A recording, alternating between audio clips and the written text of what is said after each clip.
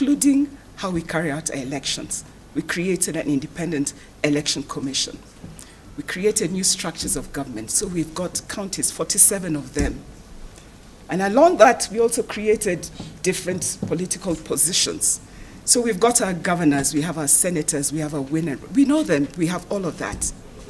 And then to be able to try and address the competition that we have for presidential, we then came up with a 50+1. I think we just did not recognize how creative our politicians can be. So we decided, we'll create a code of conduct also for the way we run our primaries as political parties. We even said we must create a threshold on who it is that we put in leadership positions. So an integrity threshold was created for anyone seeking political leadership or any leadership for that particular matter. We then said we have had years and historical disadvantaged communities. And we said, let us talk about inclusion. We had affirmative action. But we also said we recognize certain communities that have never found themselves in decision-making spaces. And we created institutions to be able to hold some of these state corporations accountable. So we have got Judicial Service Commission, and we created the different courts. We have got IPOA, but we also created a police system and said it will be independent. We created National Gender and Equality Commission. We must ensure that everybody is recognized. We created Commission on Administration of Justice, Kenya National Human Rights Commission, just to name a few. And even for workers, we did create the Teacher Service Commission because we said everybody deserves to live a life of dignity, free from any form of violation. And so our labor laws were structured in such a way that we start recognizing value. And then, we ask ourselves, so what happened? Sadly, we have seen over time, these institutions have slowly been captured by the state through the administrative structures. Some of them lack financial independence and therefore have no ability to be able to function. And it creates in them a situation where they're constantly negotiating from a disadvantaged point of view. And Kenyans, at a fundamental level, therefore lost out. We lost out on friends in terms of the institutions that were supposed to defend us. We lost out on support, again, from the same institutions to be able to speak for us, to stand for us, to defend us. And so now what we have is institutions operating without any capacity whatsoever. Meanwhile, we expect them to do their job, yet they're doing that from a compromised position. So Kenyans are starting to feel a sense of insecurity, especially as we are just moving around to our elections. Because our electoral body right now is weak. It is not able to sanction. It is under-resourced. It hasn't created regulatory laws. It has been put in place and continues to fight for its independence, for it to be able to manage its activities. Unfortunately, Kenyans are right here burning the candle, so to speak, Justice, and saying, you are not doing your job. But we have to understand the way the system has been created to ensure that these institutions do not perform and do not do the work that they're supposed to be doing. So we are seeing an increase in attacks, every single institution. I think we all remember about the Wakora network. Do you remember? And because it was one of us who was speaking, we all participated in that chorus. That attack has then created a sense of lack of respect for those institutions, and we are tarnishing their credibility. We're weakening their legitimacy. We're then saying we don't need them. So we see extrajudicial killing, and we clap because we decided that courts are not able to function. We forget that the functioning of a court requires much, much more than having personnel. The systems are not being supported. The weaknesses that we're seeing is deliberate. It is created to fail. And Kenyans are supporting it. And in the process, we are the ones that get hurt ultimately, because then we have nobody to defend us. We have nobody to speak for us. We have nobody to stand up for us. So throughout this, the biggest challenge that remains is ethical and transformative leadership, which is so critical in shaping our country, so critical in everything that we do in Kenya. The political culture has resulted in a sense of hopelessness for the people. We've given up. So we hear stuff like, I have a choice between a lesser evil or a better evil, because apparently those two are choices that one can make. But that is how we view our politics and our politicians. This quote that goes around, we vet and do due diligence on people who work for us. We vet the people who will look after our cattle, so to speak. But we have refused to vet the people who are holding our lives at stake. We give them a pass every single day because we normalize it right from the beginning. So we make excuses to justify wrong because she's one of us. And we continue to put them in positions of power and elevate them to the level of being untouchable. With time, we have accepted that the lesser evil or the better evil is the best that we can do as a country, and the best that we ourselves can choose. So we cheer when we see shoddy work. We cheer also when they don't do work at all. In fact, we line up to give them another chance to do the shoddy or the nothing work. Because somehow we have decided that we do not have choices. And so we constantly revert to the status quo. I know my speech sounds simplistic, but it isn't. It just is what it is that we have. And if we talk about the role that money plays in our politics, in our decision-making processes, then we also have to figure out, just quite recently, Parliament rejected the election campaigning bill. Remember? Because they said the money was so little. How much money was it that we were talking about? Do you remember? Billions. How many billions? Perhaps equivalent to money that is given to a county to run their whole development agenda for a whole year. So I want you to think about that. We were banging tables, stamping our feet, figuratively speaking, because how the electoral body was putting in place their mandate to ensure that we do not use money to influence the way we are going to run our elections, choose our leadership, put people in positions of power. However, of course, the official line that we were given was that, oh, well, IEBC did not consult us, and they need to be able to consult us. What sort of consultation do you need when you have got a legal document? Perhaps we have to start doing a bit of tea and coffee. Maybe that way we'll be able to engage with them. So let's take that for a moment. You have an institution with a mandate, but they're told you have to come and talk to us nicely. But it's not unique to IEBC. We have to talk nicely to every single person. We talk nicely to your MCA. You talk nicely to your senator. You talk nicely to your MPs. You talk nicely to every single person that we put in a position of power. Because if you do not talk nicely, I'm sorry, you will not put food on your table. You will not get bursary. You will not be able to get health care. We must talk nicely.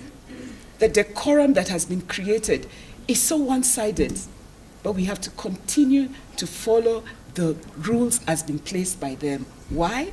Because we elevated to positions of untouchable. And so whatever rules they put in place, we must abide by those rules. So we will start seeing the season of citizens benefiting from 5 years of absence. We shall see salt being distributed. See, we know them. We will get lassos. We shall be working with branding t-shirts for the longest. We will wear caps. We will be dancing. We'll be acting. We'll get umbrellas. We'll get sugar. And we shall get unga. And then we will say, Allah, this person knows I am suffering. Sometimes if you're lucky, you will get a kafinje somewhere. And depending on the level you're in, you'll be given a katao. But if you attend a meeting and we expected 10 and 100 come, we'll settle even for some 10 shillings. That relationship is so disrespectful, but that is the relationship that we continue to nurture. So after 5 years of despair, inability to afford education, put food on your table, buy even tokens, we are so comfortable to be able to say, perhaps I'll give this person another chance. Perhaps I'll see whether he will do better. We can push this further and reflect about how this country has been unable to deal with corruption, demand accountability, or even pursue justice. You know, they say that leadership is a reflection of who we are. So when we legitimize poor leadership, when we rally around the indefensible actions and defend them using statements like, but he is one of our own, or you will not stop that cow from drinking water, or famously, it is our turn to eat. And so come political season, those same words, we use them to be able to determine who it is that we put in positions of power. They determine our choice of leadership. So we can applaud extrajudicial killing without recognizing that there's a reason why it's happening and trying to connect that with our choice of leadership.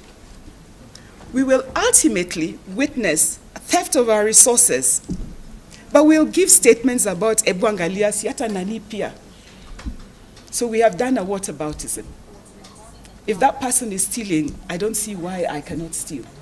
If you're going to arrest that person, perhaps you better arrest the other person. We are caught playing the games that our politicians want us to play. And of course, when it gets really bad, then we go back to our ethnic thingy and say, they are trying to finish me. And we say, Aita Fanika, we shall defend you to the hilt. So we will steal money without shame and fear, knowing very well that I've got people who will say, I got your back. We must remember, politicians do not fear us. We have elevated them to a level of, what is it you want to call them? The powerful gods. They don't fear us. Politicians only fear each other. That is it. And the competition that they have is because we have got the gift of the gab. So they will break the law knowing that there is nothing we shall do. We have shown them that we are incapable of doing it. So in the long run, we have watched sometimes in horror as our systems of governance rewards even the worst that you can imagine. We are doing terrible in that particular area. So it doesn't matter that you have failed. It doesn't matter that you have screwed up an institution. Chances are that you'll get the best position ever. And I will not remind us that just a couple of weeks ago, I think it was very evident for all of us. Some of us are still in a state of shock that we now are saying there are certain people who have no business who are now making decisions about the future of our life and the future of this country. And I stand here and saying, Kenyans, we deserve better. We must do better. This is not okay. We have got to agree that we must have a bare minimum. Because unless we choose our bare minimum, we will be stuck with the sort of rot we are seeing in our country right now. But fortunately, we have another chance. We are preparing for another general election. 2022, with all its potential to create a democratic government on one hand, and also to be able to legitimize autocracy and the dynasty of succession. So there are those who will simply give up. This whole political drama is not for them. And they'll say, I'll give it a pass. Why? Because we believe the system has already been rigged. And so it will not change much. So we will sit this one out because we know that it will not bring any change. So elections that are supposed to inspire hope for some is also evoking fear. But we need to be able to unpackage why. The role of elections is basically to give every eligible Kenyan, anybody who is eligible for that particular matter, an opportunity to take part in a process that determines the future of their lives and the trajectory of our country. Kenyans, we are so resilient. We have a strong voice. We express ourselves freely. So we shouldn't give up. Because if you're in doubt, please look at our social media platform. We have demanded for apology from massive institutions. BBC apologized to us one time. CNN apologized to us one time. People have withdrawn statements that they had made from other countries. Damn. We literally killed ICC. People, not politicians. Our resilience and our numbers remains our power. We have the capacity to transform this country. We have the capacity to put an end to the sort of shenanigans that we see. We can decide today that we shall put an end to the divisiveness. We can refuse to be balkanized. We can refuse to be used as a negotiating tool or even a bargaining chip. Kenya is an open field, and we must get rid of this gatekeeping. So I am going to leave you with one question. Are we going to settle for the lesser devil? Are we going to settle for the worst devil? Or are we going to take this and say, this is my country. I demand better, and I can do better. It's a choice and a decision that every single one of us must make. We have a couple of months to go. We can transform this country if we come together and if we choose to do so. Thank you.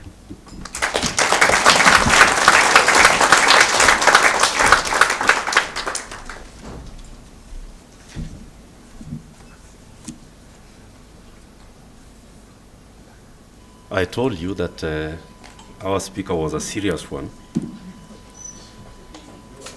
And I was right. Betty, you should have seen the faces and how they were looking at you when you were speaking. Soft-spoken, gentle. She has made 7 serious points. Number 1, the political culture, impunity, and the reward system. Number 2, violence, especially gender-based violence. Number 3, she has spoken about our institutions, the interference, the independence, accountability, capacity to perform. Number 4, she has spoken about corruption, money, bribery, and all that that politicians are resisting accountability about. Number 5, she has spoken about disillusionment, apathy, hopelessness. Number 6, violation of rights with impunity again. Number 7, the ethnic identity versus issues and the quality of leadership that comes out of it. She has ended with number 8, very, very powerful and positive. Our resilience, our voice, our organizing, our power as the way to proceed. So she paints this context that challenges us in when we are about to start asking whether we can be able to change anything. She tells us that we are more than able, and that our resilience, our coming together, refusing division is where our power lies, and that we can be able to change it and refuse to settle for that which does not honor us and the people of Kenya and this great country. Thank you so much. Can we appreciate Betty in a better way? Thank you so much. So now we want to bring on stage the third presenter to tell us the vision and the mission of the Angaza Movement, because a context has been painted for us. So Davis Malombe, the acting executive director of Kenya Human Rights Commission, KHRC, will be coming to give us the vision and the mission of the Angaza Movement. Please help me to welcome my brother Davis Malombe.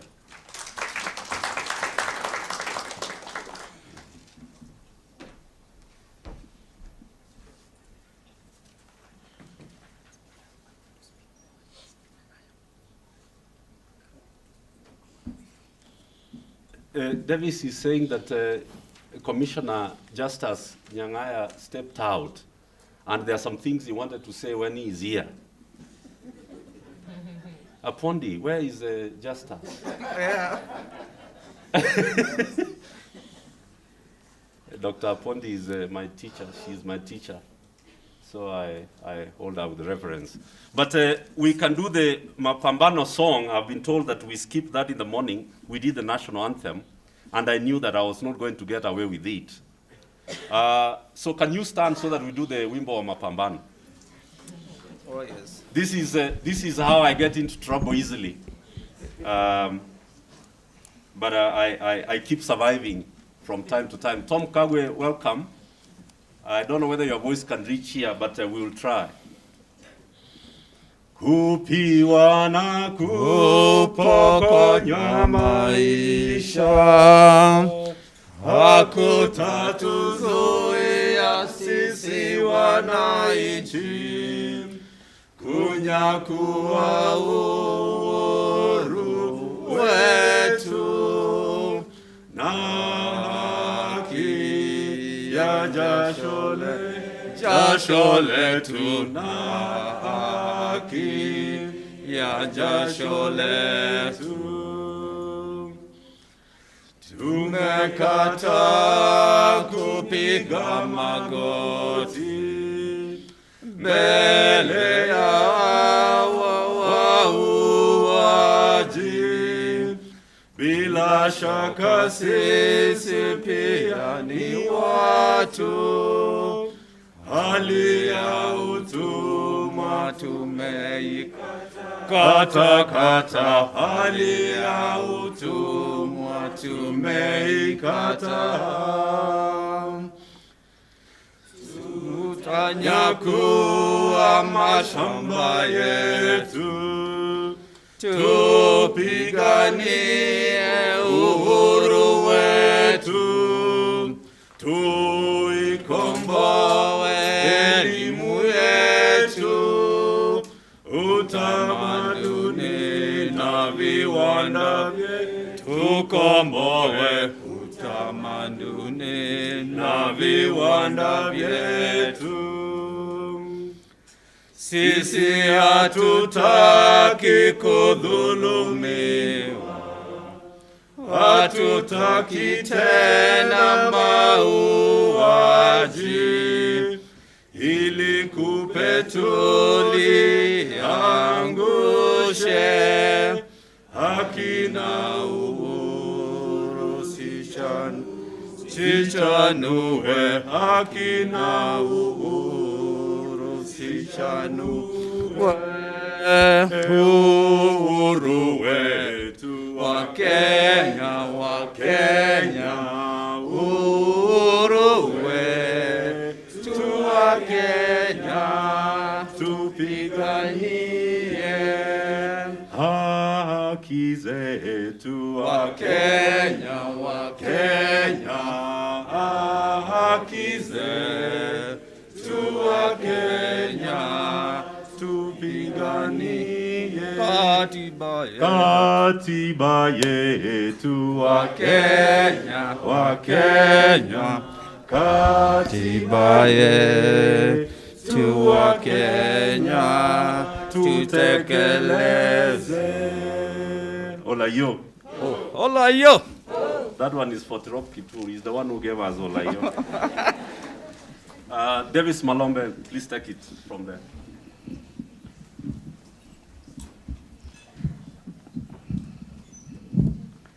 Thank you so much for this opportunity.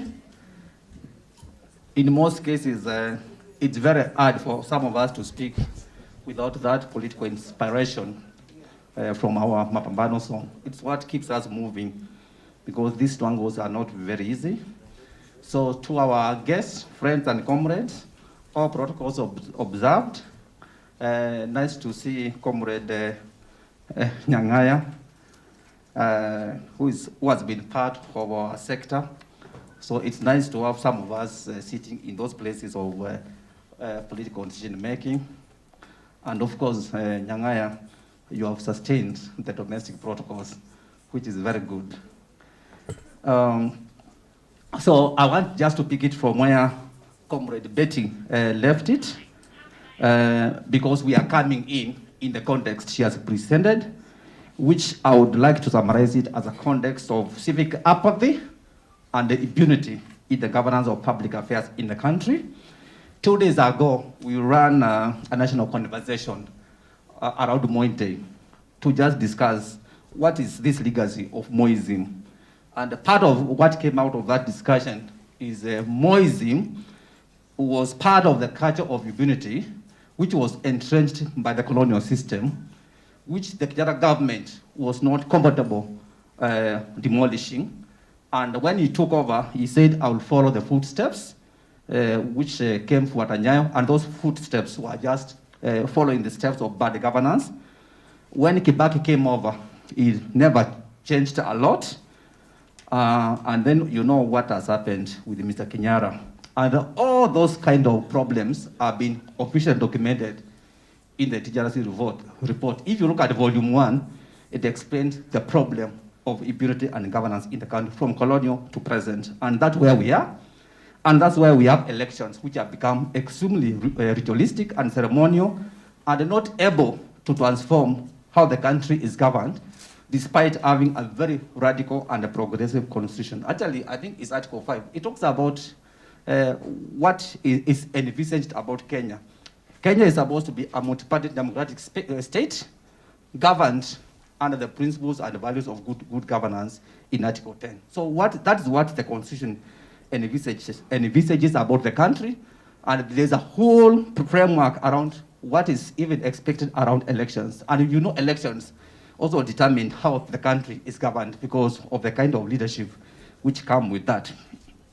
So that's where we are coming from. We have a very bad history, but we have very good laws and policies which have become quite challenging to be enforced because of that context of civic apathy, which Betty was calling state of also hopelessness, and also impunity, which is lack of accountability.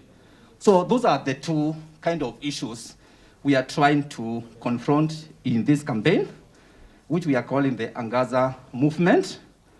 And you know, I think in Kiswahili, Angaza means to expose, and us, we like not just exposing, but also confronting the culture of impunity. So Angaza means exposing. And so this Angaza idea is supposed to be murikaling, highlighting some of these governance issues. But we are beginning with election because it's part of the root causes of the problems we have. So our hashtag, and you'll see that later when we are launching, is Mulika Kura. So it's Angaza Movement, hashtag Mulika Kura. Later we'll be talking about Angaza Movement, Mulika Ufisadi, Mulika, all these other problems Betty was talking about. So we try to call ourselves movement so that we also differentiate ourselves from other coalitions. And we feel ourselves as a national and a grassroots movement, which is spearheading, which is led by key, reputable, and radical civic human rights organization. And our mandate, based on all these problems we are talking about, is to foster electoral integrity and it was transform political leadership in the country and beyond. I'll explain why we are talking about and beyond. And we are talking about also beyond 2022 and also beyond Kenya. So, based on the two sets of the problems I've talked about, we think we'll be able to achieve two political goals with regards to the problem of civic apathy and the political impunity. And we're talking about political goals because as we are not running an operational intervention, this is very political because the problems we're talking about are deeply political. So the first one is to catalyze citizens to actively reclaim their space in the governance of public affairs. And we hope that one will be able to deal with the question of marginalization and apathy. And number two, to deal with the culture of impunity. We'll advance accountability in our electoral and the political processes at all the levels in the country. So we are not just talking about elections. We are talking about the broader problem of governance, where elections is just part of that. So we believe very strongly we'll be able to bring the following political changes. So the language we are also using is very clear. Yeah, not policy changes, political changes, because we are dealing with a political problem. One is we have to have more organized, engaged, and responsive citizens in Kenya's electoral and governance processes. Number two is to have improved accountability for electoral and the political injustice in the country. So basically, therefore, we are dealing with the question, on the election, we are trying to deal with the question of lack of electoral integrity, and of course, the broader problem of lack of transformative leadership, which Betty has so eloquently talked about. So basically, all this idea is being spearheaded by 18 organizations, which are Kenya Human Rights Commission, International Commission of Jurists Kenya, Inform Action, IFA, Power 254, Inuka Nisisi, Akietu, Mombasa, Muslim for Human Rights, that is Muri, African Center for Open Governance, which is AFRICOG, Middle East Network, Crown Trust, Youth Congress, Mazingira Institute, Journalists for Justice, Pambasuko Foundation, International Center for Policy and Conflict, ICPC, Katiba Institute, National Coalition for Human Rights Defenders, Article 19, among others. So basically, we believe we are very different in many ways, and I've talked about one is looking at the problem of politics and governance in the country. Number two is, so we are very keen to openly dealing and fearlessly dealing with the problem of governance in the country.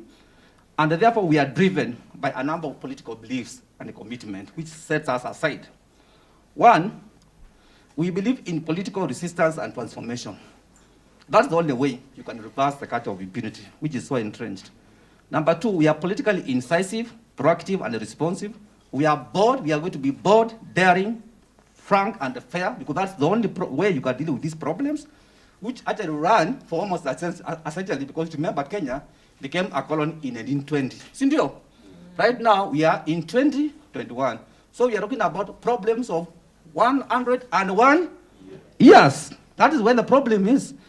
So the other commitment is we are going to remain truthful and speaking truth to power. Of course, we will remain human rights centered and people driven. And of course, inclusive, participatory, and non-discriminatory, and highly political. We are very clear on that. Then the other aspect is we are committed to implementing non-traditional policy and political work on elections and the governance and the politics. And of course, we are made of all those organizations who boast of public confidence very graciously and the legitimacy which is gained over time by addressing the diverse and deep social challenges in the country. And we consider civic and political engagement and actions as the epicenter of any successful and transformative public program in this state of affairs, which is really captured by impunity and the wayward ruling elite. Of course, most of these organizations have also been involved in running political projects around the elections in the country and also beyond. You remember in 2017, most of this group was also part of what we were calling Kura Yangu Sauti Yangu initiative, which transformed into the We People movement. So we are very clear, we are a movement, we are not a coalition. And then we have also been involved in running elections, actually, for other partners in the country. For example, in August last year, Tanzania was going through elections and there were many challenges. So some of us were also involved in helping them monitor and respond. The same happened to Uganda in January this year, when there was a whole crisis there, and there was no way civil society could have put in place mechanisms to also lead election monitoring there. So it is the civil society in Kenya which also did that coordination on their behalf when we are based here. So those are the kind of actors we are talking about. Very serious, who are concerned about elections and the politics, not just in Kenya, but also in the region at large. And of course, as Bet said, we are also concerned about the question of political leadership and transformation in the country, because there's no point of having free, fair, credible, legitimate election, which then produces leaders who are completely unaccountable and, of course, not match with the provisions of Article 1, Article 10, and Article 73 of the Constitution. So also the outcome of election It's also part of what we are concerned with, because it's also part of what has failed to bring change in this country, because elections have become just a ritual and a process. So we are also concerned about what kind of leadership we are going to be getting out of this process, which is highly contested. And remember, this election is also going to be close.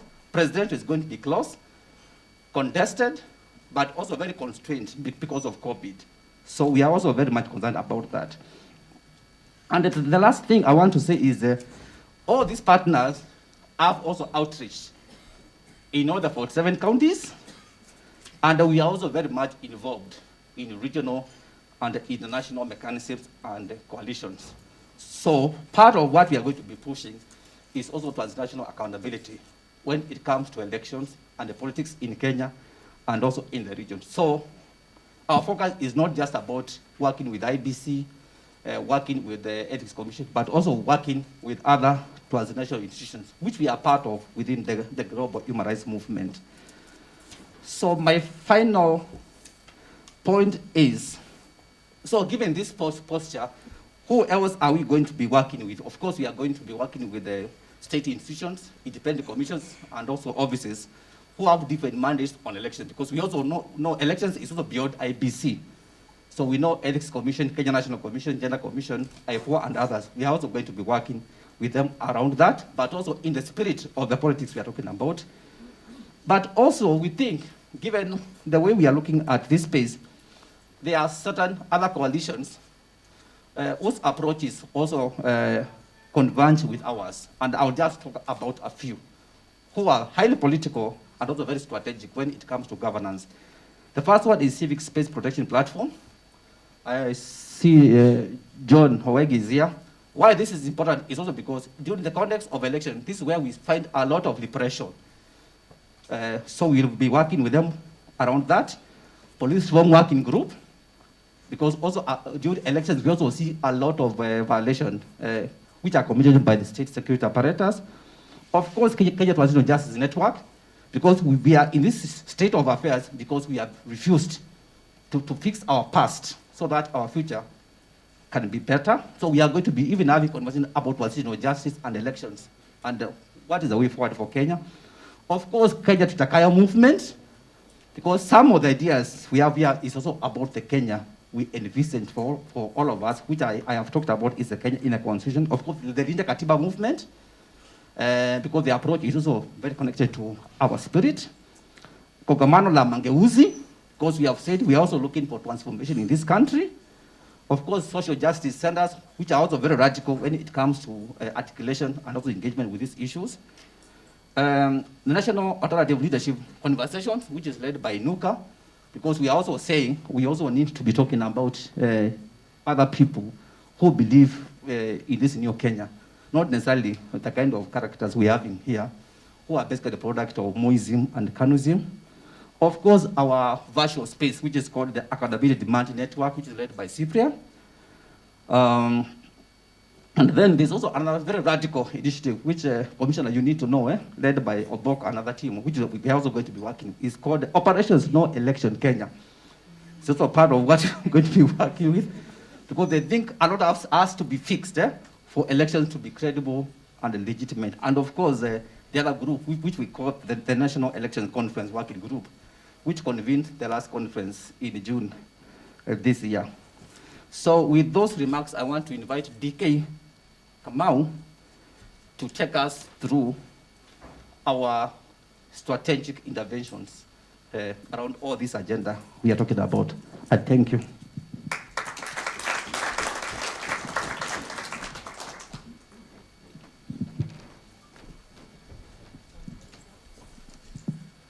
Okay, good morning, everyone. Mine is very simple. My colleagues have already provided a good context.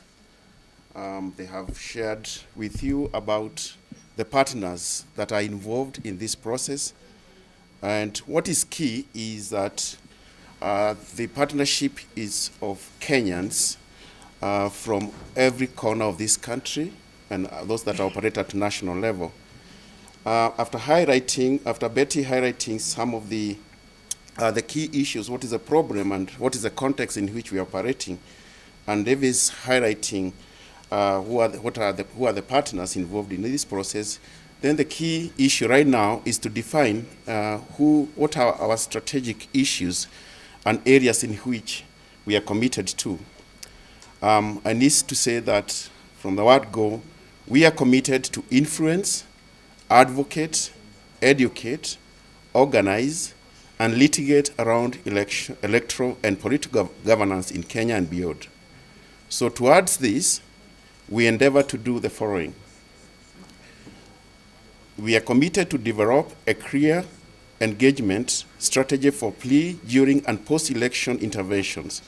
We will use the Constitution, right-based approaches, and the regional and international human rights mechanism as the framework of our engagement.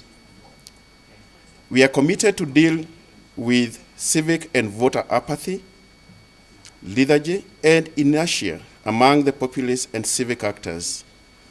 We'll undertake political education and organizing to enable the people to deeply understand and constructively engage with our electoral and political processes.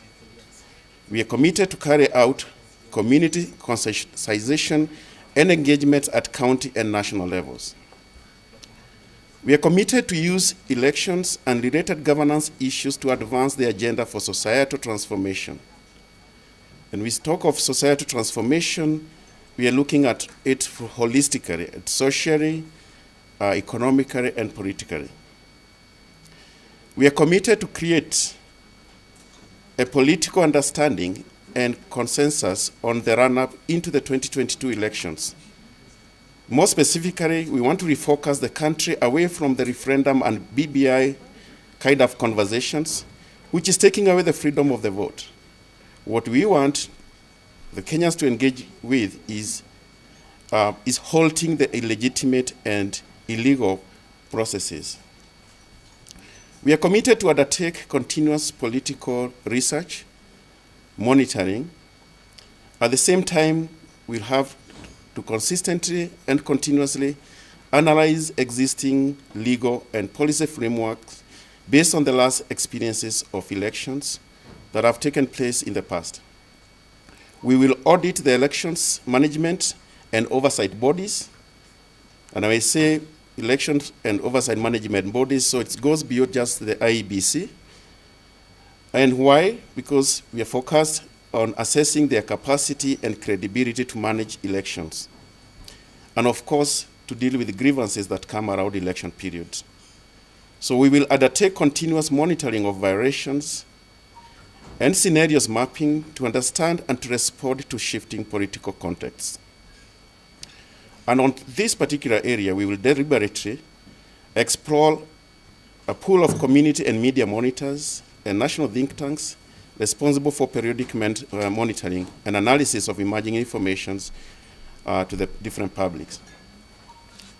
Ladies and gentlemen, based on constitutional and legal provisions and the failures of 2007, 2013, 2017, we are key to the setting of bare minimums for the 2022 general elections. For that reason, we'll address the many unaddressed issues and concerns, allowed electoral and political injustices that have happened in the past. For example, the murder, the killing of one Chris Msando. And of course, there is also the pending issues of unopened IEBC servers. We will not sit back and assume that those things happened in the past. For us to address the future, we need to be conscious of the past.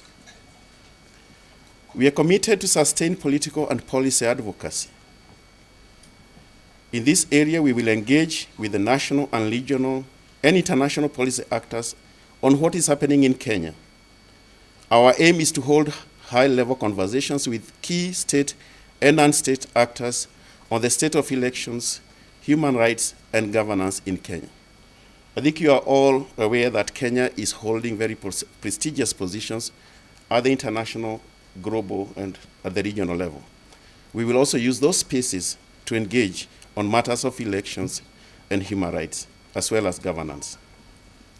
So we'll continue speaking to and delivering clear messages and demands on the expected processes and the emerging issues. For instance, there must be clear handover of power, free, fair, and credible elections.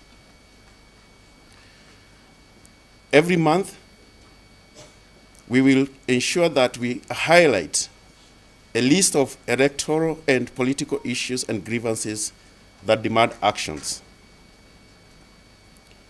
We are committed to even highlighting a list of shame for those with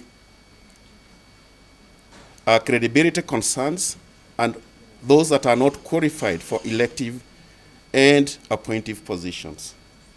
And when we say that, we're also familiar with what our Constitution talks about, the gender 2/3. We will create a movement, and this is the Angaza Movement, to provide leadership and solutions to matters of public interest. We will undertake timely media, political, legal, and solidarity supports and actions. We are committed to setting a people's agenda towards and beyond the 22 elections. We will deliberately establish coalitions with actors committed to the 2022 elections at the civic level, religious level, the media, among other groups that are committed and concerned with where our country is going. Thank you.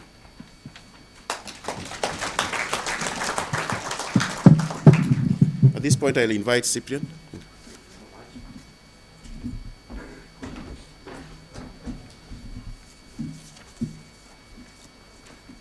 Thank you so much, my brother Ike Kamau and Davis Malombe, for giving us the vision and the interventions that the movement is going to focus on and to achieve. And I liked the language that was used here, that we are going to be very political. It was repeated 6 times, I counted. So, so Davis, I hope somebody is going to tell us what you mean by we are going to be very political, because you said it 6 times. And then Kamau has now given us the details of what this entails.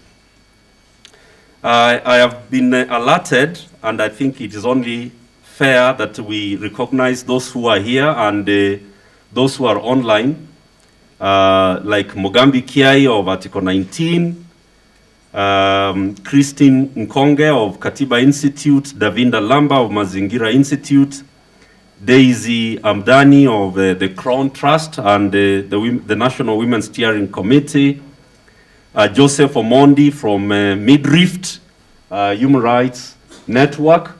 Is he going to present online? Oh, Joseph Omondi is here. Why am I being told that you are online? Then I saw George Morara. Where is he seated? You know, since he went into diplomatic circles, he is not as... yes, he's right there with the British High Commission. He's shaking his head. I don't know why. But I also saw Jerusha Ouma. Jerusha? FCDO. Jerusha. Where is Jerusha? Yeah, she's right there. Jerusha is there. Charles Hannen, Morara's colleague. Charles Hannen. Oh, he's right there with Jerusha. Okay, thank you so much. If I have not mentioned you, please let me know. Winnie Masai, Inform Action, Winnie, right there. We hadn't, taken note.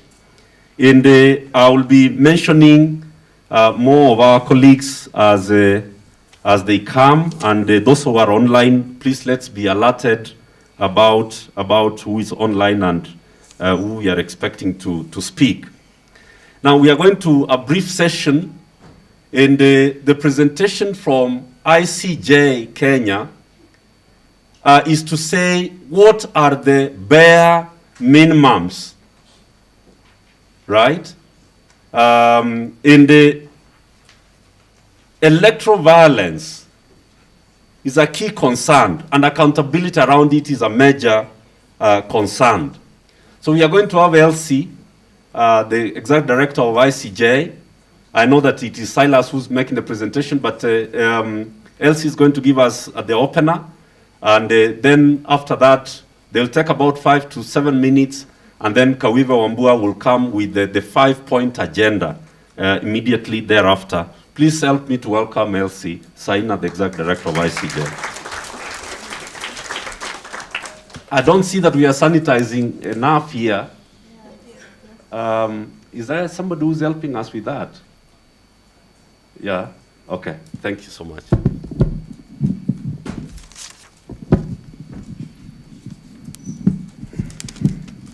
Thank you. At least don't remove your mask. No, I won't. Thank you.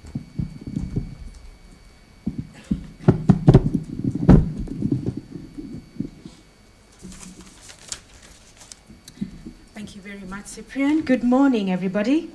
Good morning once again. It's a real delight for ICJ to be here today to join all the colleagues and partners to launch this amazing movement, which we've dubbed Angaza Movement. Our topic has assigned to us was the question around a violent state during elections. And Betty already alluded to some of the reasons why and what part of the root causes why electoral violence continues to be a consistent and systemic area of concern for all the organizations represented today. Most recently, during an election and security webinar that ICJ hosted and convened, what we assessed and looking at the state of preparedness of some of the state security agencies to respond to potential electoral violence, our assessment was that more needs to be done. And this is our rallying call this morning, and we'll continue to do that, calling on all state security agencies and respective independent commissions to ensure that averting violence during electoral process is a priority. For example, in one of the meetings we had, we were told that the IBC, and I'm glad it's here today, and the police have entered into an MOU as to how they will curb electoral violence. We are asking, what is the status of this MOU? Is this available to civil societies under our request under Article 35 of Access to Information? So please allow me to invite my colleague, Silas, who will be giving us more detailed analysis of some of the legal and policy issues that we have identified that we hope to be part of the conversation this morning. Thank you very much. Karibu, Silas. Thank you, Elsie. Hamjambo. Hamjambo nyote. In 2005, a junior scholar, Miss Caroline Elkins, came to worldwide prominence after publishing a book that exhumed one of the most nastiest chapters of British imperial history, the suppression of Kenya's Mau Mau rebellion and British imperial violence. In Miss Elkins' book, 1.5 million Kenyans were not only placed in detention camps and heavily patrolled villages, but also subjected to systematic violence and inhumane conditions. A reading of Miss Elkins' Britain's Gulag shows us that violence and the use of force have deep colonial origins, and we all agree that colonialists have used violence to ensure submissions by Africans. Violence has, over time, become to be regarded as one of the most striking features in our political scene. Every election since 1991 and 2017, between 1991 and 2017, has been marred with political violence, although varying with intensity and scope. And all of us here are witnesses to that. This can be seen throughout the reports. There's the Waki report, there's the Kriegler report, there's the Ndung report, and there's the TJRC report.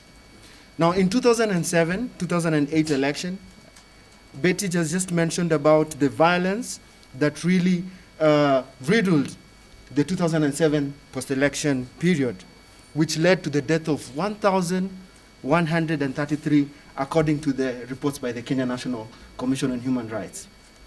Of these deaths, 405 were the police were responsible for those deaths. And most recently, in 2017, the Kenya National Commission on Human Rights published 4 reports which noted about 37 deaths in 4 counties. And of course, most of the partners in this room having noted higher numbers of up to 67 during that period.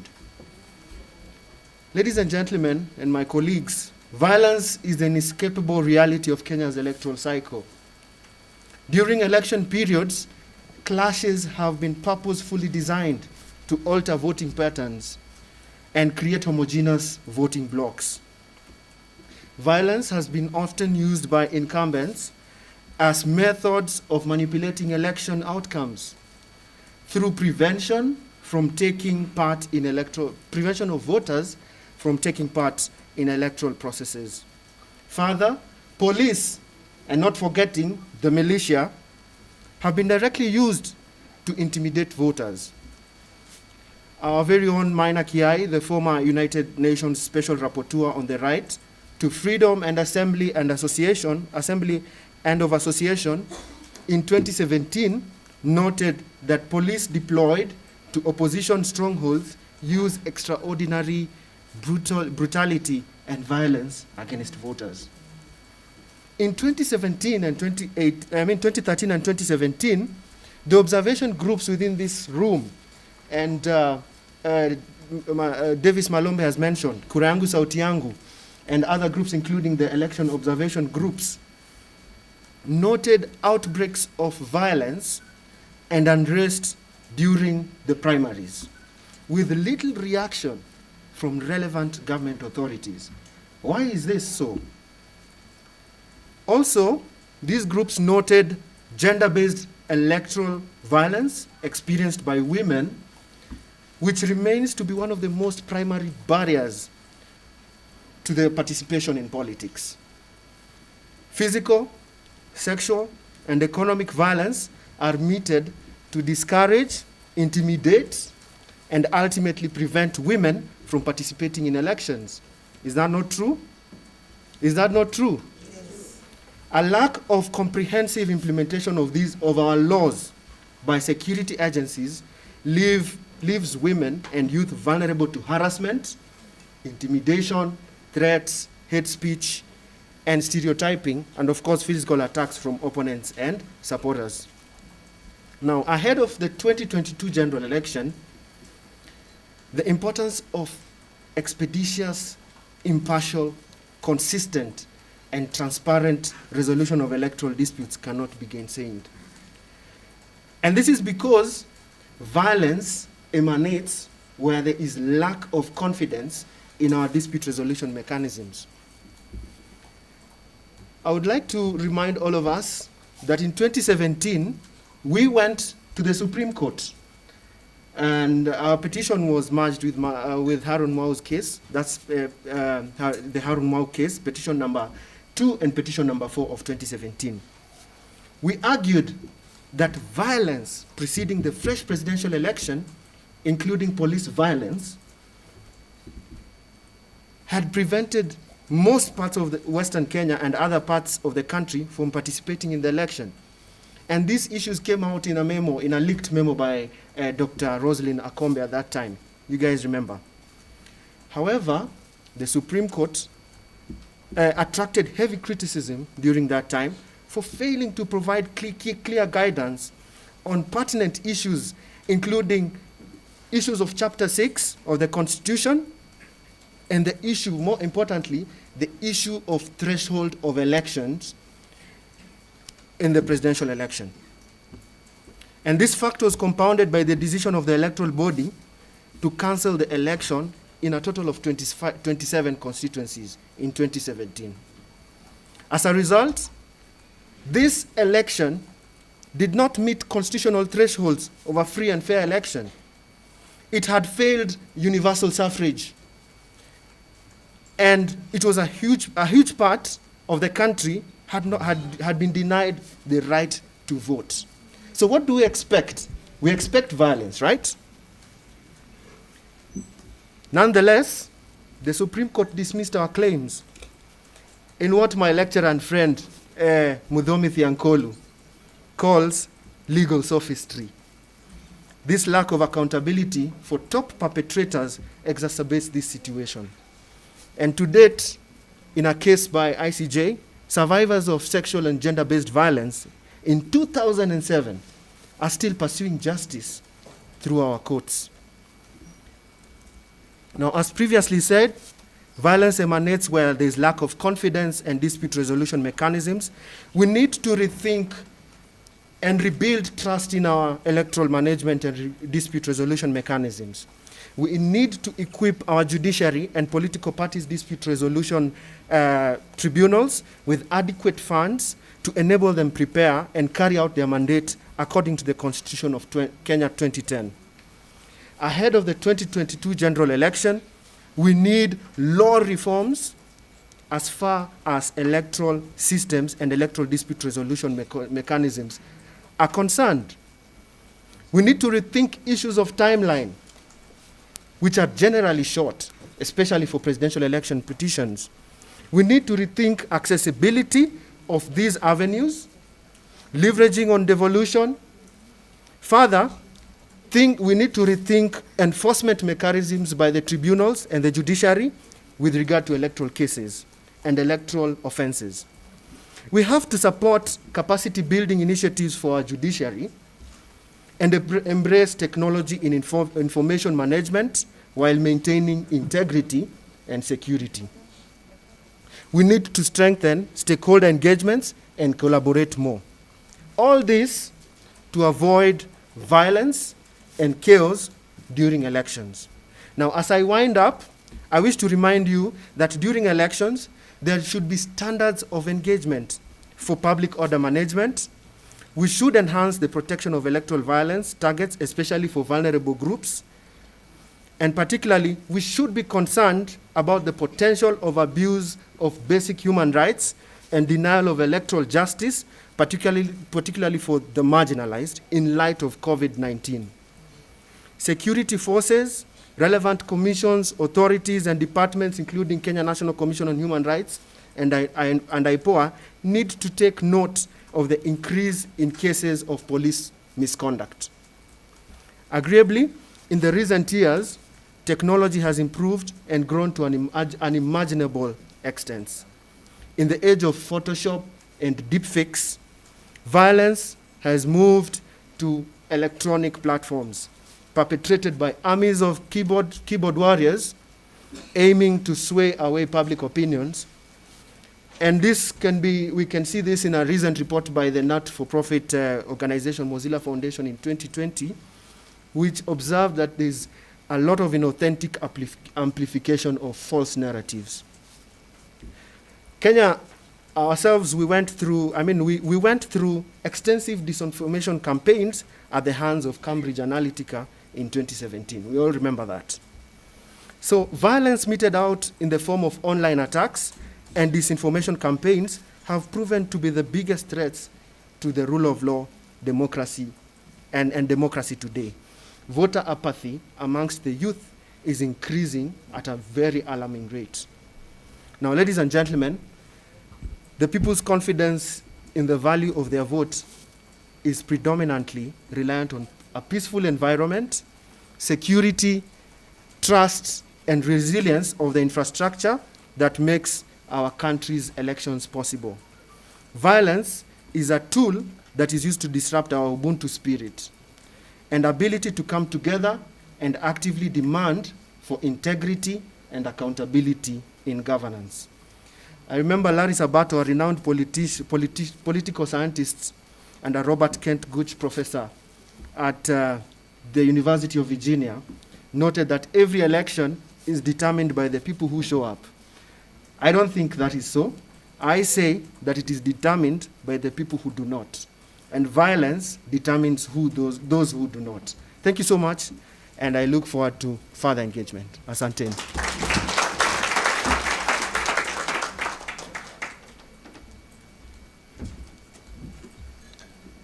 Thank you very much, Silas. Can you spray a bit here? Yeah, okay, good. For that elucidation on the impact of violence. Because actually, violence undermines the whole of Article 81 of the Constitution. I hope all of you have read it carefully. And he has captured the forms of violence and who is involved in it. And it has been noted, Silas, that over the last 2 elections, it was not 2007 where there was intercommunal and, gangs and militia. It is the state which is unleashing violence, intimidating people, suppressing the vote and all those kinds of things, killing baby pendles and, the death of Akina Musando. I think we have a rogue state, and we need to focus on it. Because when you start seeing elections being militarized and securitized, it is so that the people can be displaced.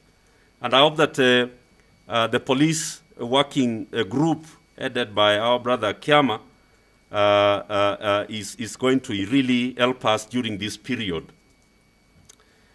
And the ICJ has done a great job in this regard. The movement should really invest in this work. Thank you so much, Elsie and Silas, for that. We are going to take about 5 minutes to talk about the 5-point agenda. After fleshing and framing the issues, then what are these 5 things that we are going to do? I hope and I know that Kawive is going to help us. My brother Kawive Wambua, who is on the way coming. Kawive, please come. Kawive is going to help us with the 5-point agenda. After the heavy words that have been unleashed by people like Davis Malombe that, we are going to be highly political. I want to hear what is this that we are going to do further to what DK Kamau spoke about. Please help me to welcome Kawive Wambua.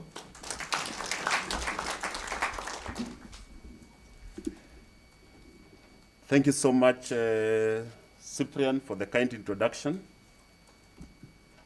And I don't know why Cyprian gave me 5 minutes, but I have 5 things to say. So I'll dedicate a minute to each. I have an assistant who is trying to project. Are you sure she's an assistant? I didn't know that. Be careful, Cyprian. So, what is the agenda? What is the agenda of the Angaza movement? After saying all these things, after knowing that we have had bungled elections forever. I mean, the first elections in this country, I didn't say nation, were held in 1920. In April and in March and April, 1920. That's when the first elections were held. And in those elections, 11 Europeans were elected to the parliament then. The next elections were in 1924, 1927, 32, etc. These elections for the years between 1920 and 1934 were boycotted by a section of the populace. But of course, Kenya Africans never appeared in the elections until 1952, when the first 4 Africans were elected before Matho and others were nominated. And that disease of the use of elections as a way of legitimizing power, legitimizing wealth, legitimizing baronial exploitative agenda in this country has not changed. And therefore what Angaza movement wants to do are 5 things. Number 1 is to ensure that, or to work towards ensuring that the outstanding electoral injustices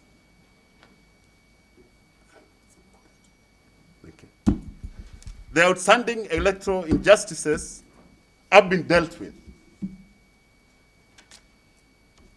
You know, and ICJ has spoken here, we are talking about 2022 elections as if the IBC servers have ever been opened, as if we have closed out on the issues of universal suffrage, as if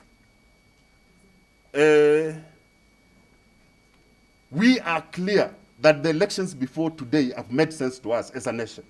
Apart from the regularity, have elections really mattered? When we have talked about votes being manufactured, and Kivoito talking about people cooking, and all the way until now, having streaming at the National Polling Center, when I think it was Chebukati who said we don't know where the tallies are coming from. So that's the first thing we want to clean up, to see how can Angaza Movement engage and help the country in cleaning that and creating closure. Because unless we create closure, we cannot have meaningful elections. Unless we are able to address ourselves to the issues that created lack of credibility in these elections, we cannot talk about free, fair, credible, and you know, I think those words will lose meaning. Those words, credible, free, fair, they will lose meaning because I don't think anybody believes them now. Actually, the moment you say credible, people just can chorus after you. Credible, free, fair, but they won't understand what it means. That's number one. The number two issue is about making elections about developing or getting a cadre of leaders with integrity. Every time we go for elections, we do not, as Kenyans, get the leaders that we deserve. If you look at the national narrative now about leadership, it's about what we call the baronial class coming together to say that we are going to solve the issues for you. I mean, what issues are they going to solve? Why is it that nobody else, no other person, has the ability or the resources to mount a political platform that can bring reforms, except the usual culprits? That's related to the first point. How do we create leadership with integrity? As Angaza Movement, we will be working with such initiatives like the red card, just saying, are there some people in this country who should not be vetted? I mean, should be allowed to contest for elections? Can we, as Kenyans, red card some people for what they have done in the past? And as Angaza, I want to support that initiative by the National Integrity Alliance. And the third issue is of ensuring that there is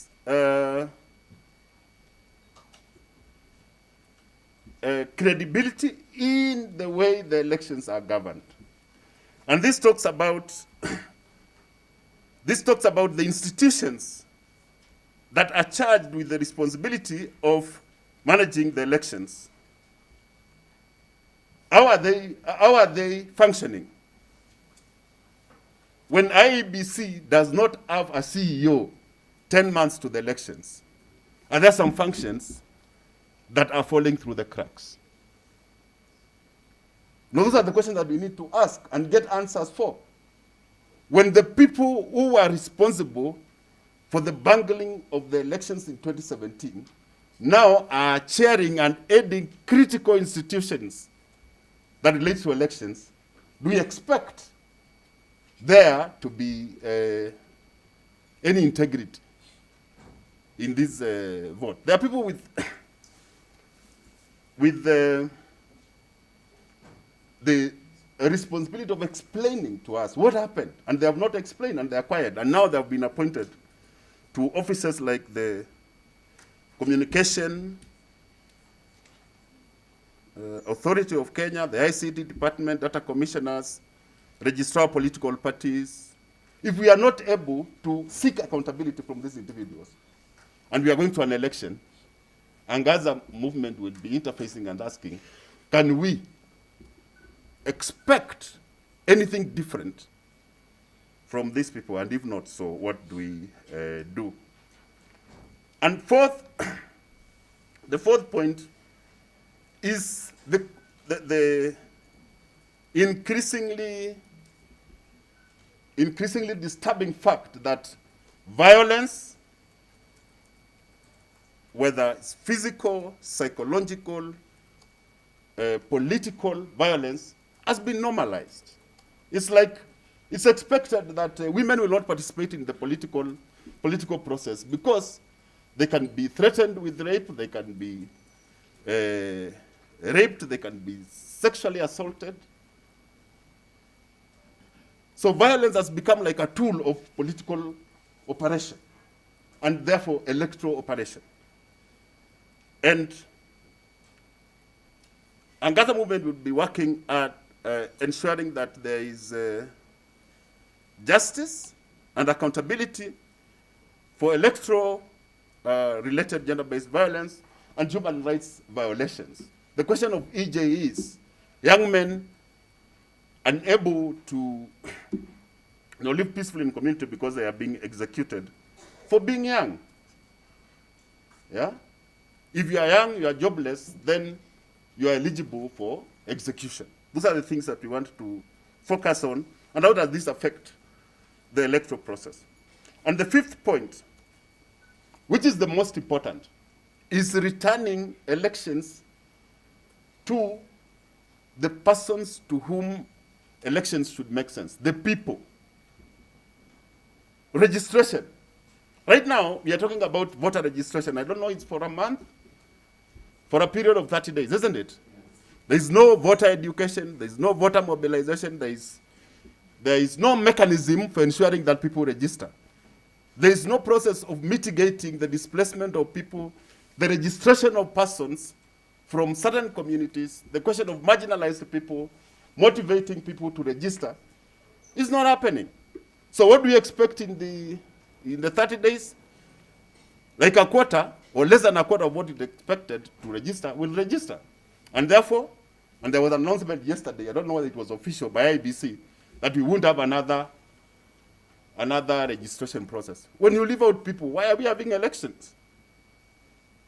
Looking at that apathy, as the Angaza Movement, we say we engage in mobilizing communities to ensure that we deal with issues of the lethargy and the inertia through political education, and saying, how can these votes, basically, how can the 2022 votes matter to people? How can they be useful to citizens?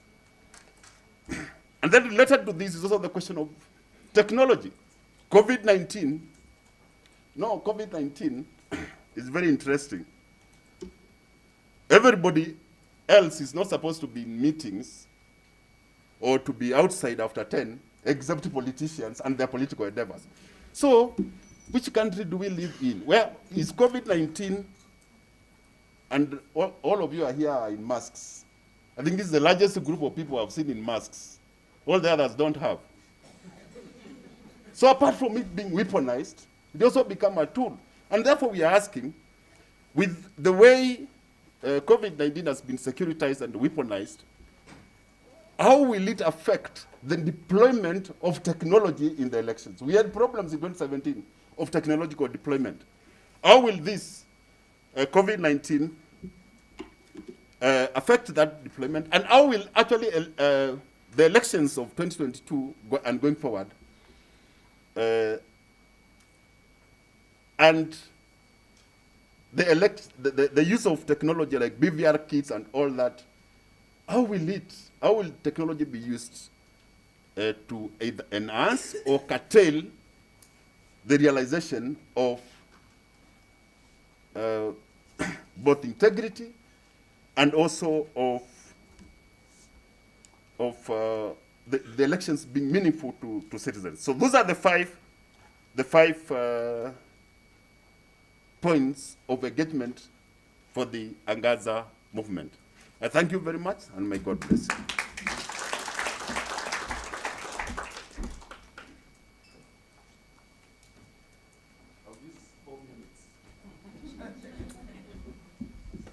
That must be cucumber timing. But please join me in really appreciating my brother Kawive, who was. It is getting very clear in terms of what areas we are going to work in. We are working to ensure that outstanding electoral injustices are dealt with. We are working to ensure that the people who run in elections and the outcomes of that election is credible men and women.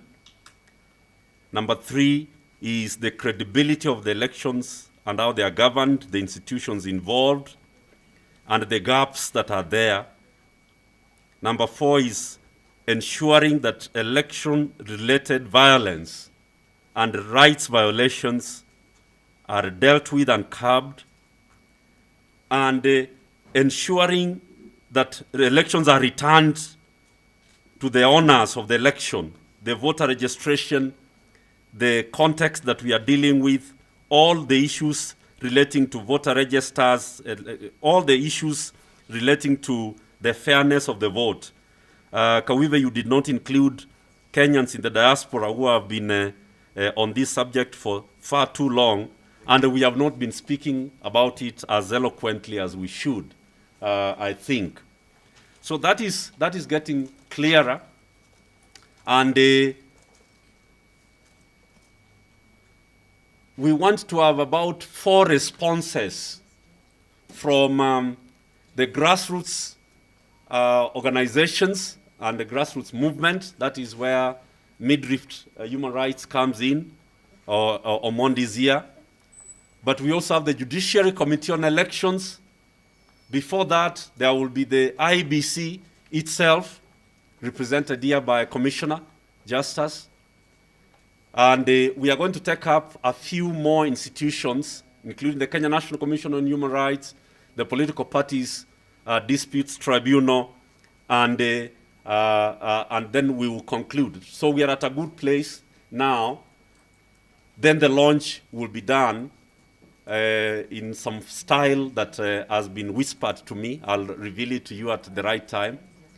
But what Irene Soila wants us to do right now, because there's a bit of tension, people have been talking about serious stuff. I'm told there's a cup of tea, which then you take for 10 minutes. Then when we come in, Commissioner Justice Nyang'aya starts us off, the Kenya National Commission on Human Rights, the Judiciary Committee on Elections, the grassroots movements, and we will get about 4 or 5 responses, then we do the launch. Is that a fair way to go about it? Yes. Please, let's have the tea, and let's also talk about, deepen the conversation, and thank you so much. Let's do it now so that we save on time and we finish in time. Thank you.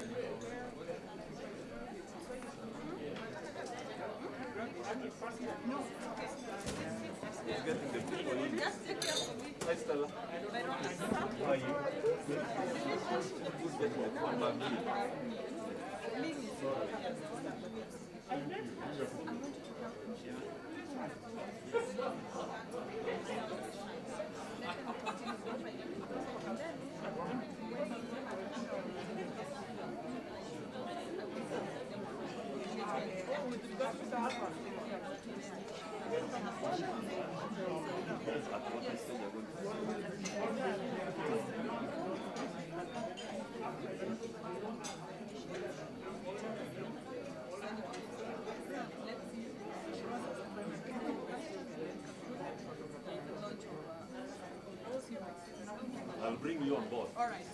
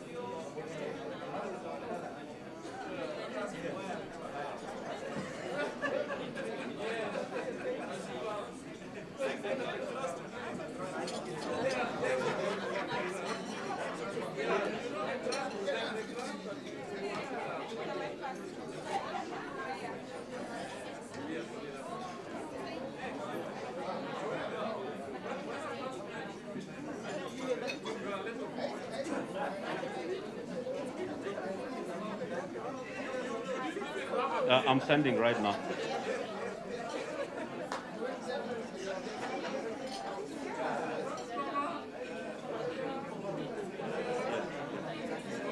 All right, so let's take our seats, please, so that we do the second final session, and the way we have sequenced this session, it is really a commitment session, and we have only a few organizations, bodies, and networks that and agencies that are going to make the commitments on our behalf. We are going to have representatives from the grassroots organizations.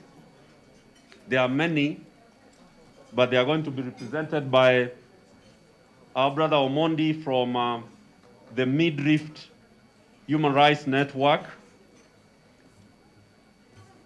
After the Mid-Rift Human Rights Network, we will have Justice Kathrima Minotti representing the Judiciary Committee on Elections. Then we will have the dialogue reference group of the religious organizations that are engaged on governance and electoral justice. Biti Sodera, representing the DRG, will be making the commitment. She will be followed by Lucas Kemanthi, who will be representing the Kenya National Commission on Human Rights. And then Commissioner Justice Nyang'aya will come in to represent the Independent Electoral Boundaries Commission. After those commitments, we are going to have the launch of the Angaza Movement, and then after that we will do the press release, and I think we shall have already done the job that brought us here today. Just before that, Winnie Masai will be telling us, after the launch, what's the way forward, what happens after the launch.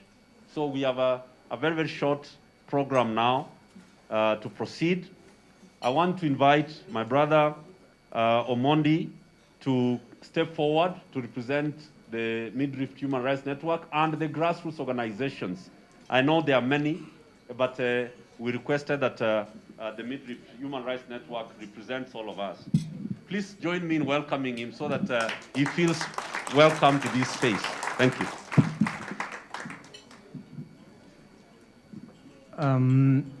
Asante sana Comrade Cyprian Nyamwamu. The other comrades in this particular arena na itifaki zote zikiheshimiwa, hamjambo. I'm representing the grassroots, and there are critical questions that the grassroots sent us to ask in this particular forum. And maybe when our comrade Justus Nyang'aya, who was part of us before he joined the commission, will be able to answer those particular critical questions. The first question is a lady called Hamina from Bondeni, Nakuru. She asked me, ukifika Nairobi, hebu uliza wale watu wa Nairobi, ni nini huwa inatendeka kwa kura zetu zikifika Nairobi? It's a very critical question, particularly on matters of presidential elections. Because Hamina believes that at the constituency tallying center, huwa anaambiwa kura za urais ambazo kila rais mgombea kiti cha urais amepata katika kituo hicho. So she was asking me, ask them, what happens to our presidential votes zikifika Nairobi?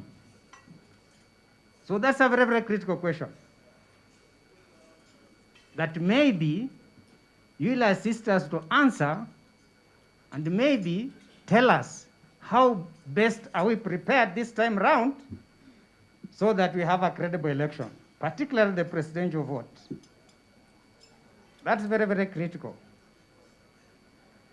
The other question is, 2007, a bungled election. 2013, a bungled election. 2017, a bungled election. So, Kiprotich, from a place called Marigat, asked me, why is it that nobody is in jail for the bungled elections? That's a critical question we need to answer. Nobody is in jail about those bungled elections. 2 elections after the promulgation of a very, very progressive constitution, still we have problems. What guarantee do we have that the 2022 elections will be different? And is it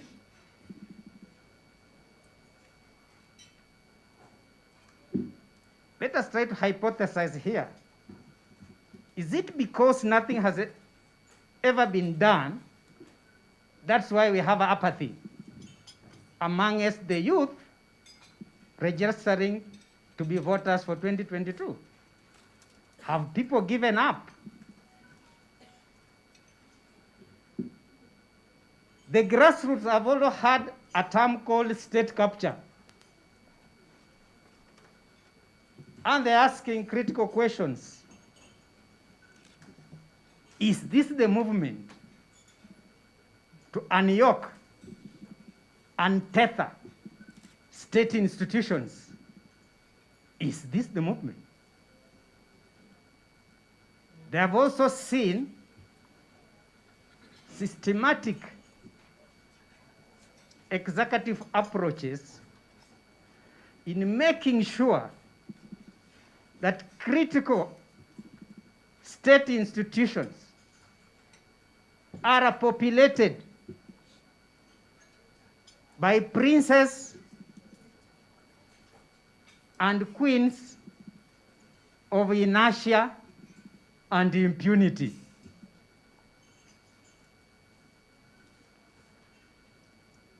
We have a problem. If you have to eat good omelets, you need to have fresh eggs. We are preparing to eat an omelet in 2022 with the rotten eggs. It's by design. We are quiet. We are comfortable. When status quo specialists are being appointed to these critical institutions. Sometimes I sympathize with people like Justice Nyang'aya. You are now a commissioner amongst wolves. People with different mindsets.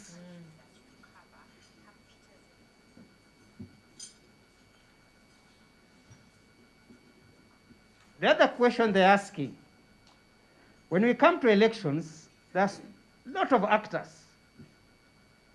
that need to do their role, individually and collectively, for us to get a free, fair, credible election. How prepared is IBC? If today we are still discussing about a budget for 2022 elections, 39 weeks to the elections, we are not even sure about what we need for this election. Should it always be the most expensive election in the part of the world? Our currency that is printed here in Delarue has just 7 features. But our ballot paper has 9 features. Because we lack trust amongst ourselves. These are critical conversations we need to have. Following the minor Kiai case about the votes at the polling station should be final in terms of the tallying center at the constituency level. What do we need to do in 2022 so that we don't wait Nyang'aya to announce for us the presidential the votes in Nairobi? And what is the problem with IBC in terms of procurement?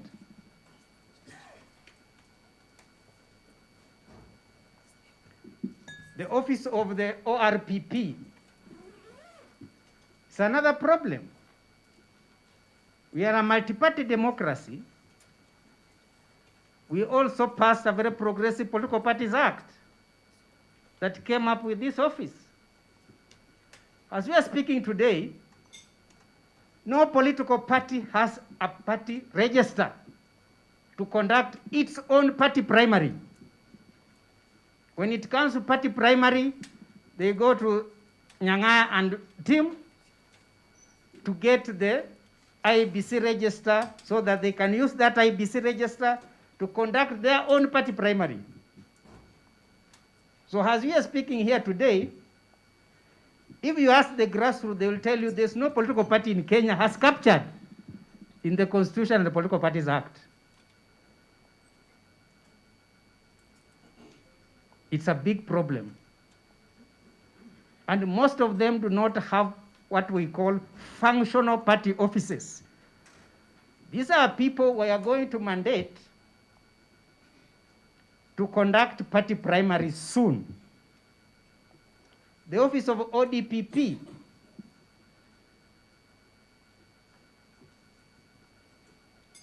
need also to pull up their socks.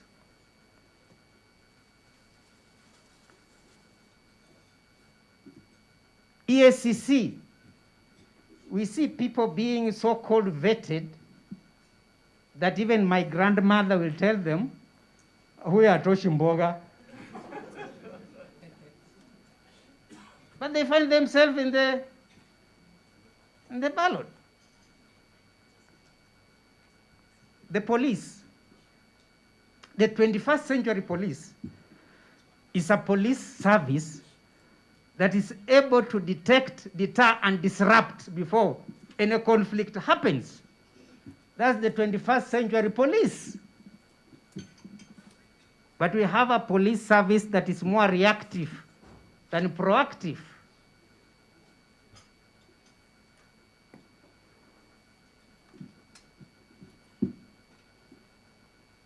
Finally, on the same, and just Nyang'aya, don't feel that I'm so hard on you.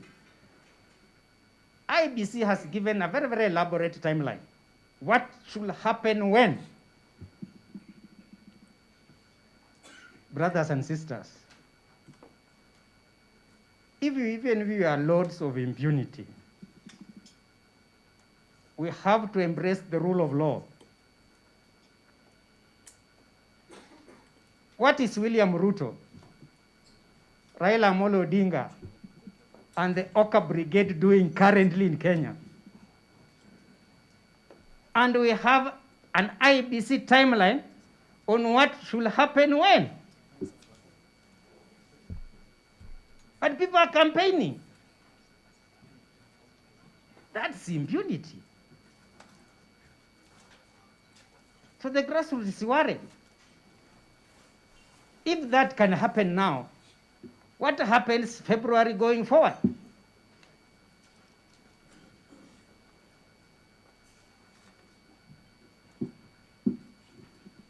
What should we do?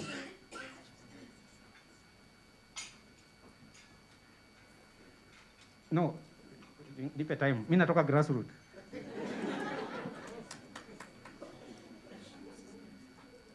What should we do? This should be the last boardroom meeting. Ladies and gentlemen, we have only 39 weeks to achieve the vision we are talking about here. It's not easy. It's not easy.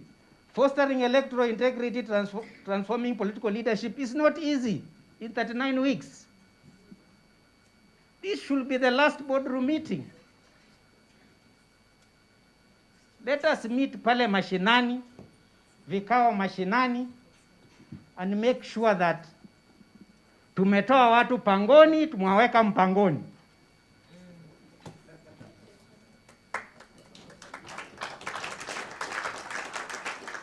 Watu wetu wako pangoni.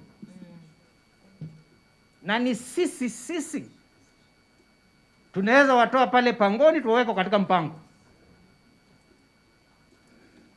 Lastly, Cyprian, as I finish, sababu nakumbuka mimi nilikuwa mtu wako wa mkono wakati wa NCEC. So, as I finish, let me give me a story. When I was a young man living here in Nairobi, we had 3 buses from Western coming to Nairobi. OTC, Mawingo, na Akamba. I know the millennials will be confused. Hizo nilikuwa basi ya aina gani? When I was living Western, my mom could always give me kuku, wababu ni Muluya. Nikuje nayo Nairobi. Hiyo kuku nilikuwa naifunga mabawa na miguu. Nashukia pale Machakos Airport. Ninafika pale Mathare North, pale nilikuwa naishi. Hiyo kuku nikifungua mguu na mabawa, hiyo kuku baada haitembei. Ni paka niipige teke. Nijue kwamba imefunguliwa. Watu wetu watapigwa teke. The critical mass that we need to change. Hatutawapiga teke ya teke. We need to clobber and hammer them with the knowledge and skills to free them from the mental slavery. Thank you.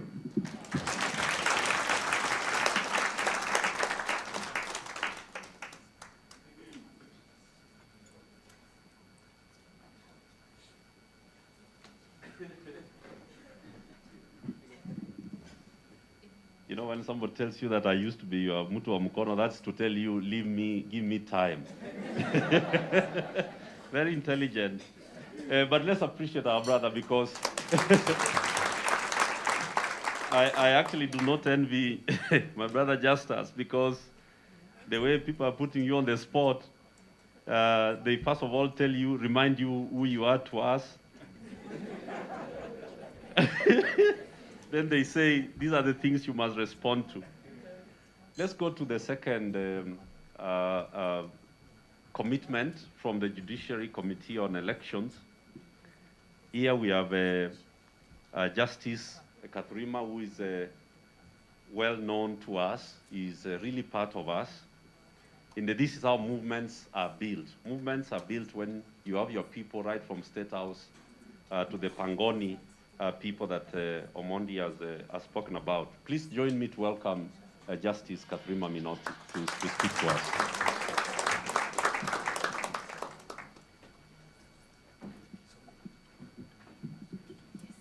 Thank you very much, Cyprian. Friends, good morning. It's your morning. Yeah, thank you. Yeah, I really appreciate this opportunity. I've met quite a lot of friends that have from civil society movement that I've not met for a while. I used to be with the ICJ Kenya in the 90s. I was a council member, I was a chair, and I've met quite a lot of friends that I have not met before. The previous speaker, Mr. Omondi, has asked very, very pertinent and very critical questions, and basically all of them end up with how. My brother Justus is quite on the spot, but I think for me, for starters, we are not going to change anything in this country if we expect all the 50 million Kenyans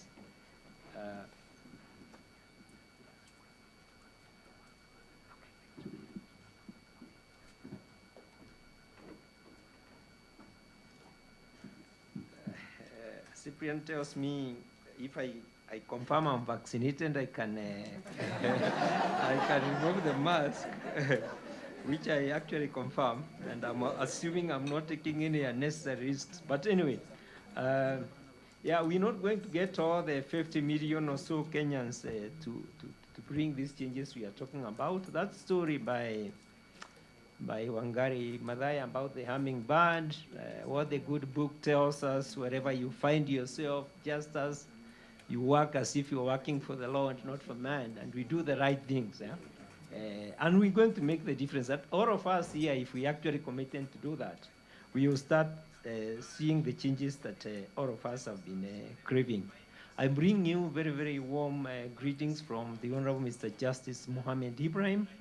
Justice Ibrahim is the chair of the Judiciary Committee on Elections. He wanted to be here personally, but they have some inductions at the course for the Supreme Court and was not able to come, so he requested me to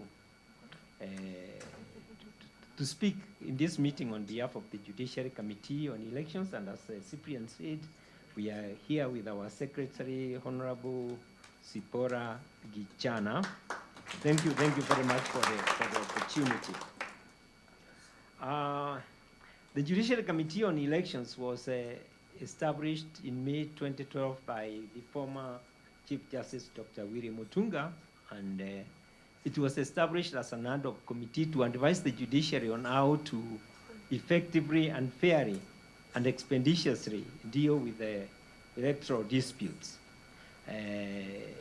Granted, what we found from that experience, the judiciary decided to make this committee a standing committee, and presently is chaired by Justice Ibrahim, who took over from Justice Musinga was our chair for a very short time, having taken off from Justice Bogori. But when he was elected the president of the Court of Appeal, he was not able to handle all this together, and therefore the Chief Justice appointed Justice Ibrahim to chair the committee.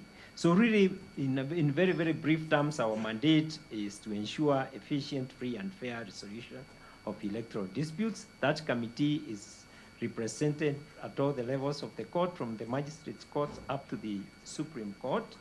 The logic of that committee is the appreciation that fairness, freeness, and fairness of an election is really not determined when a Justices Committee has announced the results.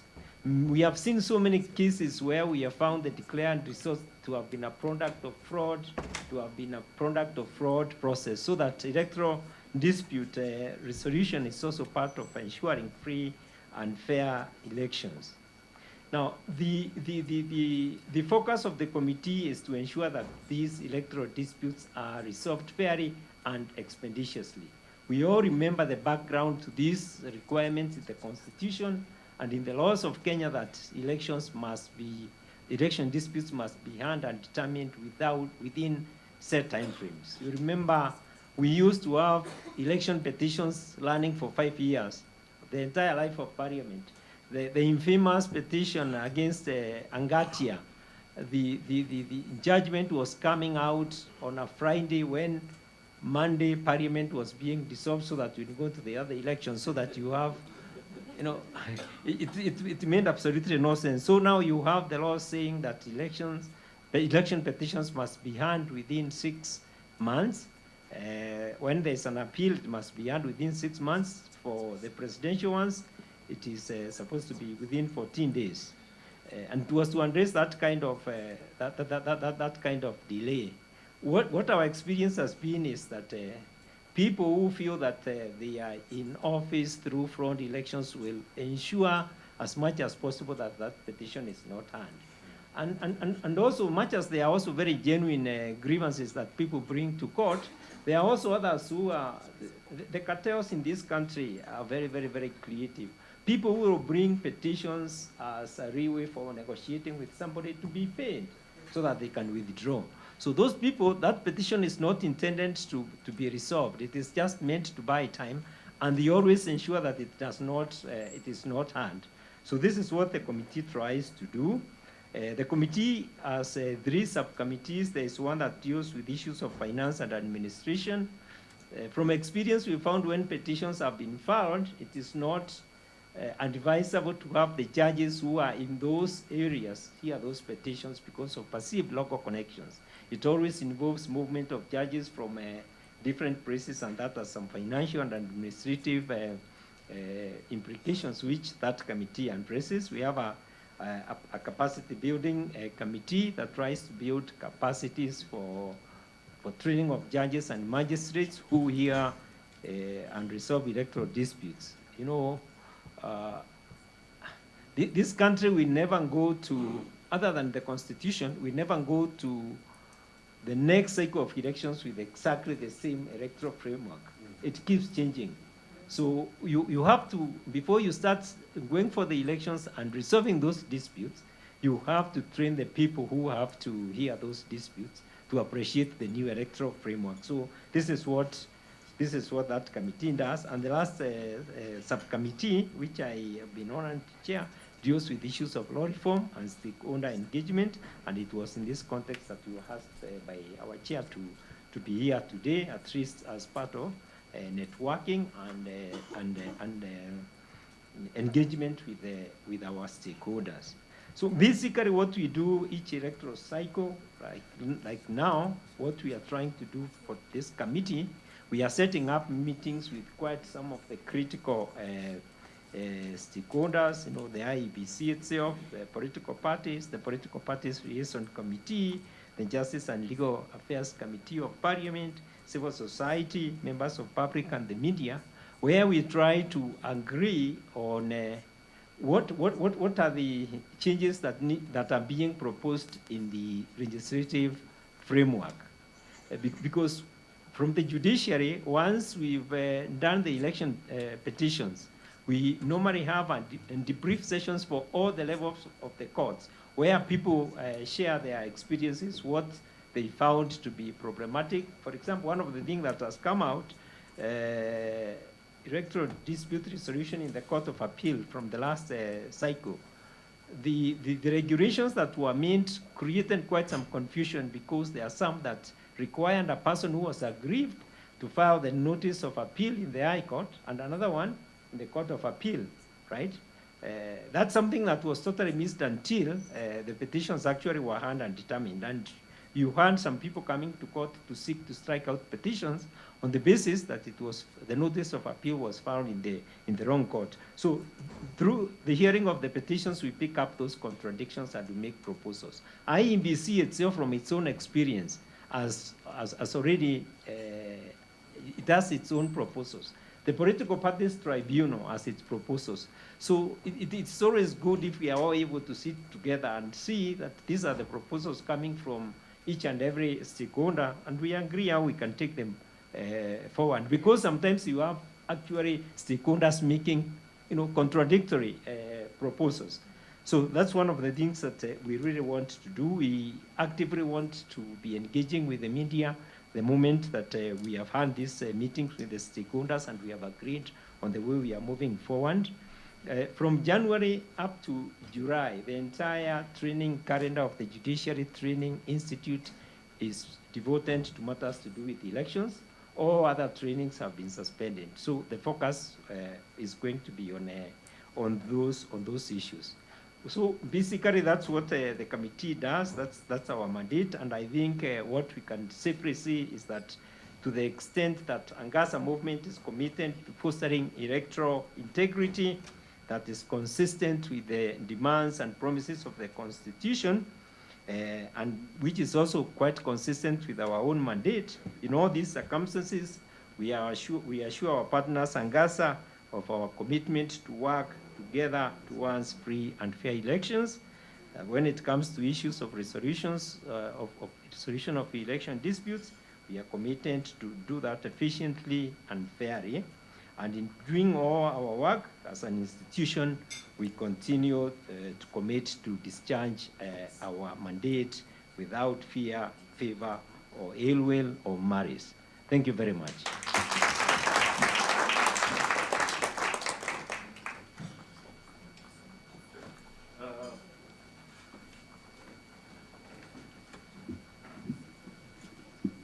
Thank you so much, Justice Katrima, for that very emphatic commitment in the part where you have really informed us and educated us about the mandate of the committee and its operations. We feel very confident about the work that the Judiciary Committee on Elections has done since it was formed. It has continued to be available to all of us, and it is part of why Kenyans still have a very, very strong trust in the judiciary when it comes to matters of election disputes resolution. I'm going to invite Beatrice Odera, and she will be followed by Kiama. Kiama will be representing the police. I don't like the reforms part. I like calling the police working group. So the police working group, but before Kiama, we will be inviting our sister Beatrice Odera. Please welcome Beatrice as she comes. Beatrice, if you can use this side. Oh, thank you so much. She's more youthful than I gave her. So she will be speaking and making the commitment on behalf of the religious leaders-led dialogue reference group on elections and governance. Thank you very much, Cyprian. Good afternoon, everyone. I'm not so sure if I'm the one who's supposed to talk about the religious leaders, but maybe I have the privilege today. So I'm here on behalf of the religious leaders-led dialogue reference group, which is very concerned about the peace and cohesion in this country, and more so before, during, and even after the elections. We are also concerned about the human rights violations when it comes to elections, as well as we are concerned about the integrity of the leaders that we do elect from time to time. And more so, we are concerned about how we can attain common good for everyone. Now, we are already engaging both in the national level and at the county levels. At the national level, we are already doing some dialogue and mediation, and also at the county levels, we are currently having engagements so that we can know what are the county-specific issues that may need dialogue and mediation. So as we all know, the DRG has since 2015 been intervening to ensure that Kenya holds an election that is free, fair, credible, and peaceful, and that the cost and the risk around the election is contained. So at this juncture, we want to say that the Angaza Movement, we as DRG and the religious leaders will offer our structures and programs to support Angaza to ensure a better election in 2022. So that's the message I have. Yeah.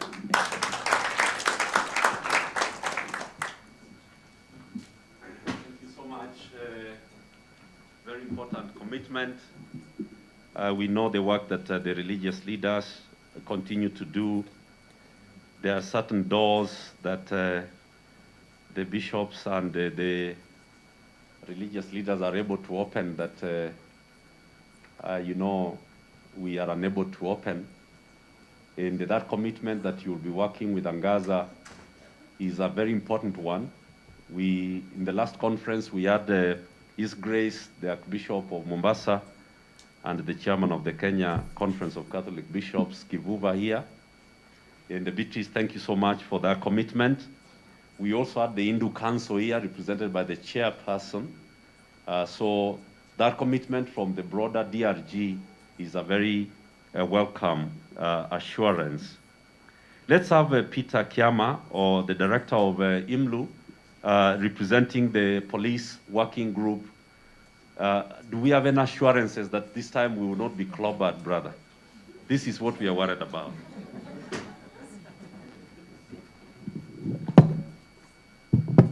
And your mask, Peter, so that they can take a photo. You can return your mask afterwards. Okay. Then you need to give me sanitizer. It's coming. As a precondition for parting with my mask. Okay, sanitizer.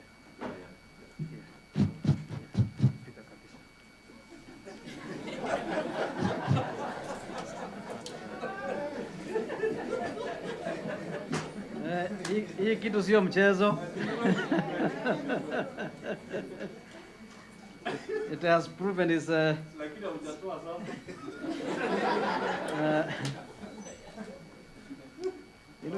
it's become part of, you feel naked when you remove this mask.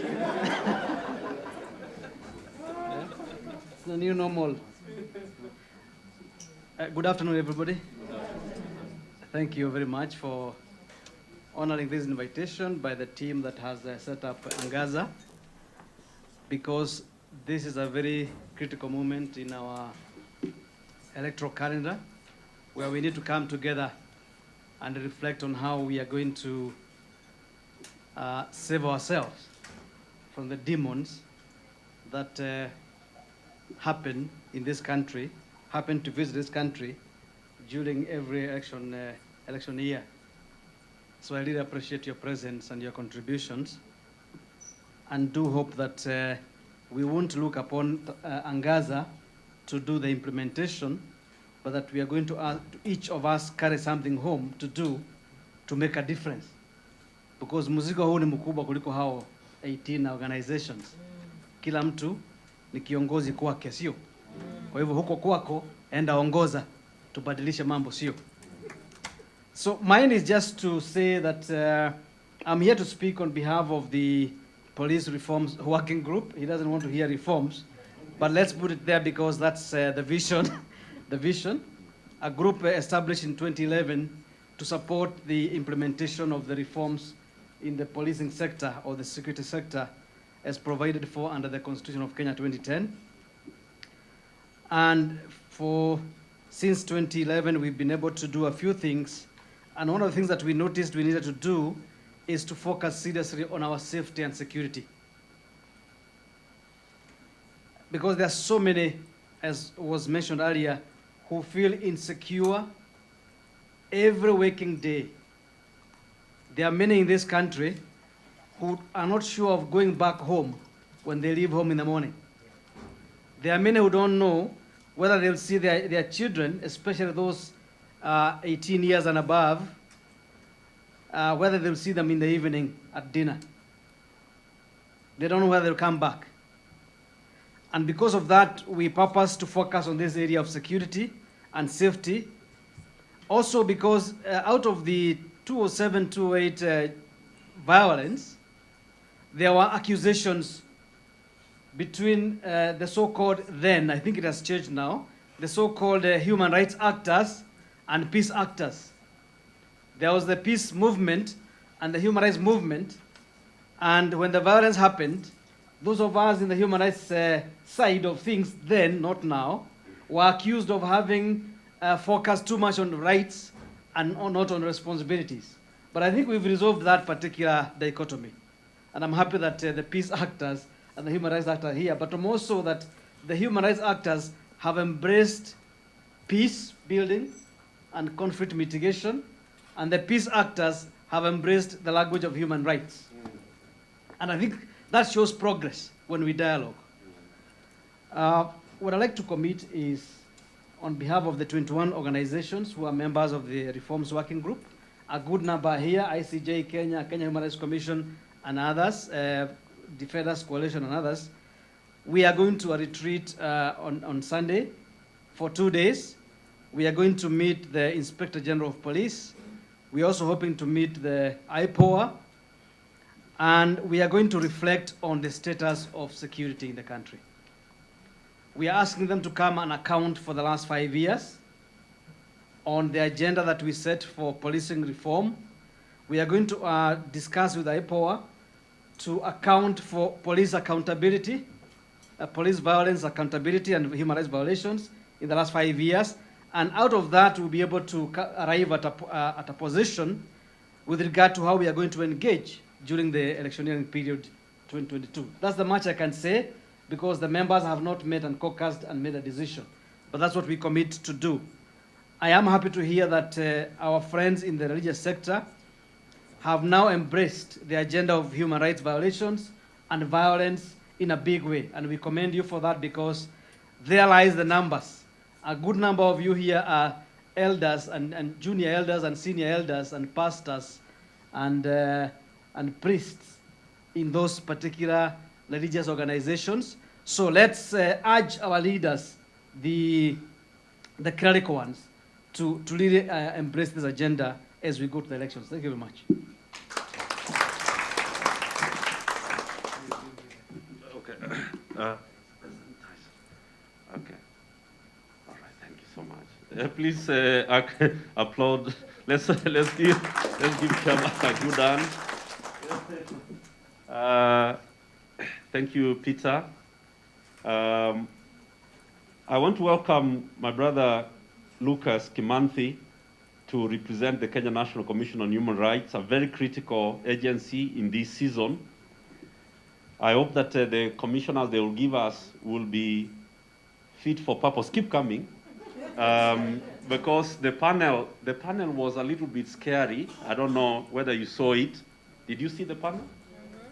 The panel that is supposed to recruit commissioners of the Kenya National Commission. Don't respond to that. Just speak to the commitment of the commission. Thank you so much. Welcome.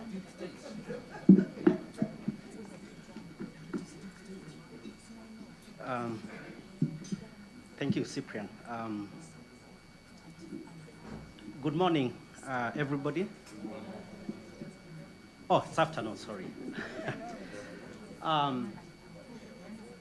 First, I want to thank Kenya Human Rights Commission for putting this wonderful meeting together. I really appreciate that in terms of even the invitations, a good sample in terms of the veterans like Cyprian, Tirop, and others, and also the other youthful members. I would say, as the Kenya National Commission on Human Rights, we've been monitoring elections and electoral processes since 2005. We did it again in 2007, 2012, 2017. And our focus usually is actually the language of human rights in elections.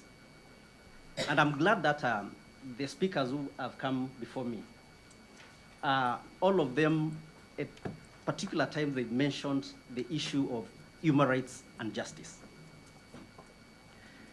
In 2017, allow me to dwell a bit on our experiences using the 2017 model, that we managed to monitor the elections and came up with 4 heavy reports. And these reports detail and account for various violations that we managed, to capture from various parts of this country. If you look at that set of 4 reports for 2017 and the previous reports that we've done as a commission, I'll say that the 2017 reports account for horrendous narrations of victims and survivors, and the worry for the commission, and should be also the worry for everybody, is progressively, if we are not doing well, 2012, 2013, fewer violations, 2017, 2018, an increase, then we have a reason to be worried about. The injustices in terms of electoral processes begin from a very fundamental electoral cycle process, the party primaries. And I'm glad my brother from Midrift has mentioned that. And the Angaza Movement, together with the other actors, I urge everybody that as we plan to observe and to monitor the 2022 elections, let's focus keenly on party primaries for obvious reasons. That depending on the geographical or party affiliation, it is as good as once you get a certificate, depending on where you are placed, you are very sure that you will end up in the National Assembly, the Senate, and the county assemblies. And that's why most of the injustices occur at that particular time. In 2017, we witnessed drama, real drama, when we went to across the country, to monitor the party primaries. And like my brother, what he has said, that we witnessed in certain places where parties didn't have registers for members. And in one place, somewhere in Rift Valley, in one of the polling centers for a certain political party, citizens would come, allow me to call them citizens because they were not members of that political party. Citizens would come to the polling station, register using a biro pen, and then proceed to vote. So in 1 minute, you're a citizen. In the next minute, you're a member of a political party, and in the 3rd minute, you are voting. Ill preparedness, no ballot boxes, chaotic scenarios and all that. For the violations that we also need to focus on, that out of the 4 every reports that I've mentioned, that we have evidence that 99 people lost their lives during the 2017 election cycle. Sadly, out of the 99, 10 were children. I know we've been told about baby Pendo, but there were others, baby Mora, baby Mutinda, and other 7 children who died as a result of police actions. We also recorded 457 cases of brutality. And further, 64 cases of, indecent handling of civilians, mainly by the police. Instances where police officers, would get into people's homes and, do the unthinkable things. And finally, in those reports, and this is, I say this with a very heavy heart, that we recorded 201 cases of SGBV related directly to elections. And as the Kenya National Commission on Human Rights, we have evidence, strong evidence suggesting, or backing up that figure. And one of the things that we've done, or we did in 2017, was not just to record the statistics from 1 to 201. What we did, and all that information is captured in this report. It's on our website, you can access it. It's titled Silhouettes of Brutality. Just to shock you further, that of all the violations, we received 4,200 plus reports of violations across the country. And sampled all that, and we ended up with over 1,000 plus cases where we have strong evidence. A quarter of all those cases were on SGBV. Where does that place this country? In the same category with Chad, Central African Republic, DRC, countries which have been accused of using SGBV as a tool of political violence. It is not a good indicator. We've all been told about cases of rape, defilement, and all that, but we were shocked as a commission that cases of sodomy and related to that, defilement, young children, occurred. All that information is depicted here. Never spared anybody. The youngest survivor, 7 years. The oldest, 67 years.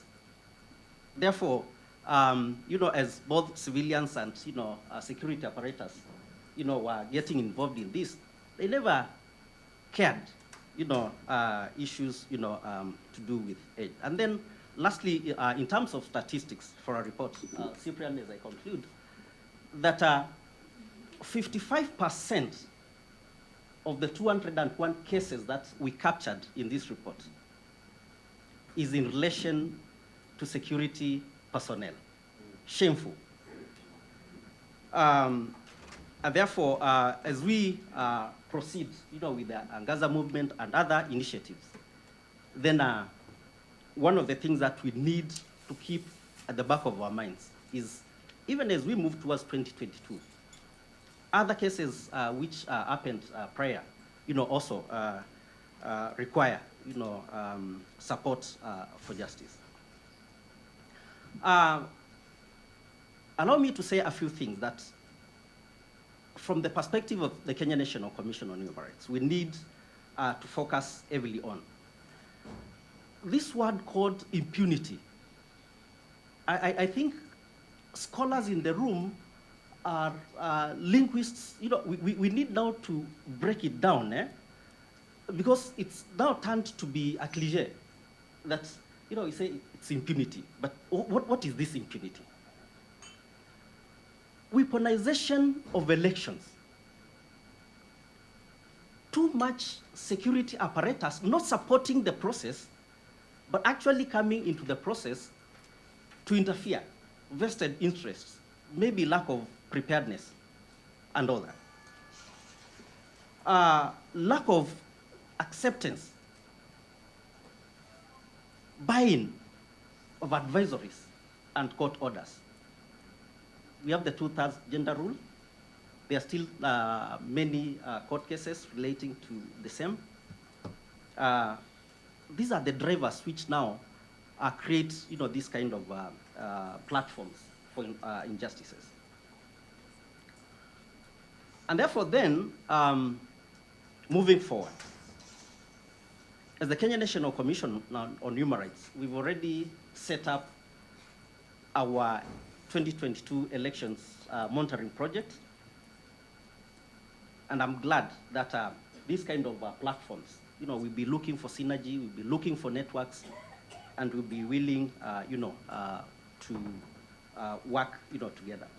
Again, allow me to repeat that we must heavily focus on party primaries, because that's where most of the injustices, begin. The issue of accountability. I think somebody, my brother from Midrift, why is it that all these cases, 201 cases, SGBV, 99 killings, people are not meant or taken to platforms where they must account. And this, for security apparatus, and also for political parties. That as political parties also prepare for 2022, they must also think about accountability for their members, accountability for the candidates as well. And then, lastly, that injustices and violence from the perspective of the Kenya Nation on Human Rights mainly emanates from the point of mistrust of political processes. And this includes management of resources, transparency of the same, and also in cases where there is no timely announcement. You'll agree with me, 2007, violence mainly erupted because the results were not being announced as Kenyans, expected. The same also in 2017. And then lastly, for Angaza Movement, again, let me reiterate that would want to work closely with you.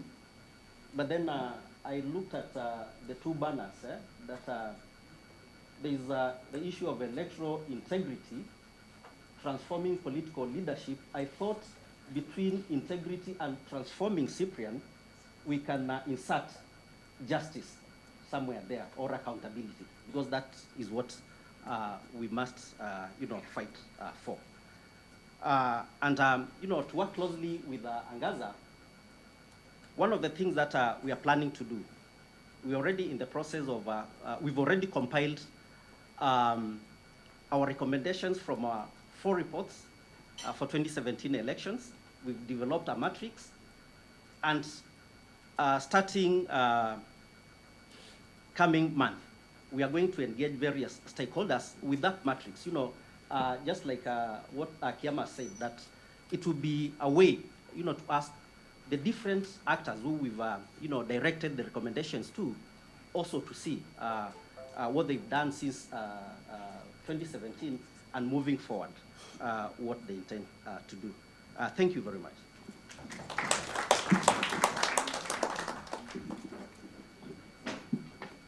Thank you very much. The National Commission on Human Rights is one of the most important agencies in the Constitution. Even elections is a human right. It is in Article 38. So even IBC is under the Kenya National Commission on Human Rights. And that's why we always put a lot of emphasis on the role of the Kenya National Commission on Human Rights. And that's why we have a lot of fears about how it is being handled by the state. So thank you so much, Lucas, and please take our message to the CEO and the staff as we wait for the commissioners that you have a very important role to play, and we will be having very heavy expectations on the Kenya National Commission on Human Rights. I want to recognize 2 representatives who are here as we move towards concluding. We have a representative from the National Cohesion and Integration Commission, NCIC. This is Gedia Mamo. Where is the representative from NCIC? I'm told they were here. No, I wanted to recognize you, sir. All right, thank you so much. Very good. Please, let's appreciate him. Let's appreciate him. Thank you so much. We also have the Honorable Caroline Kendagor, representing the Kenya Magistrates and Judges Association, a very important body in the electoral process. Thank you so much, Honorable Caroline Kendagor. So now we want to invite our commissioners at IBC called Honorable Justice Nyang'aya, because after Justice, we'll be having an appreciation from George Kegoro and Lucy Gedaiga, representing the partners who are here, and just bringing the goodwill to the Angaza movement. Please join me in welcoming Commissioner Justice Nyang'aya to speak to us.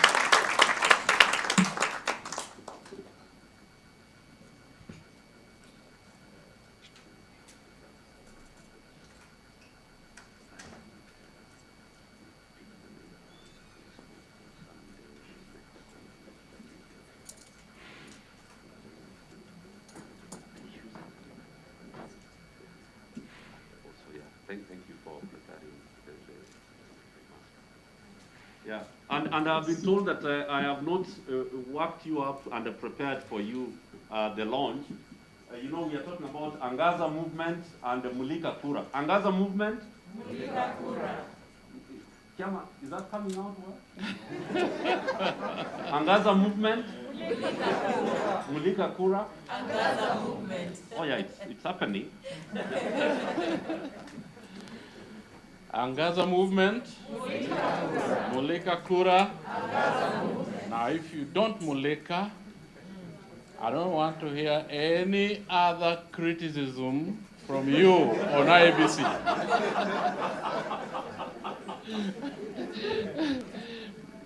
Now, I want to thank you very much, ladies and gentlemen. Lots of things have been said. And Betty, that was very articulate, and you got it spot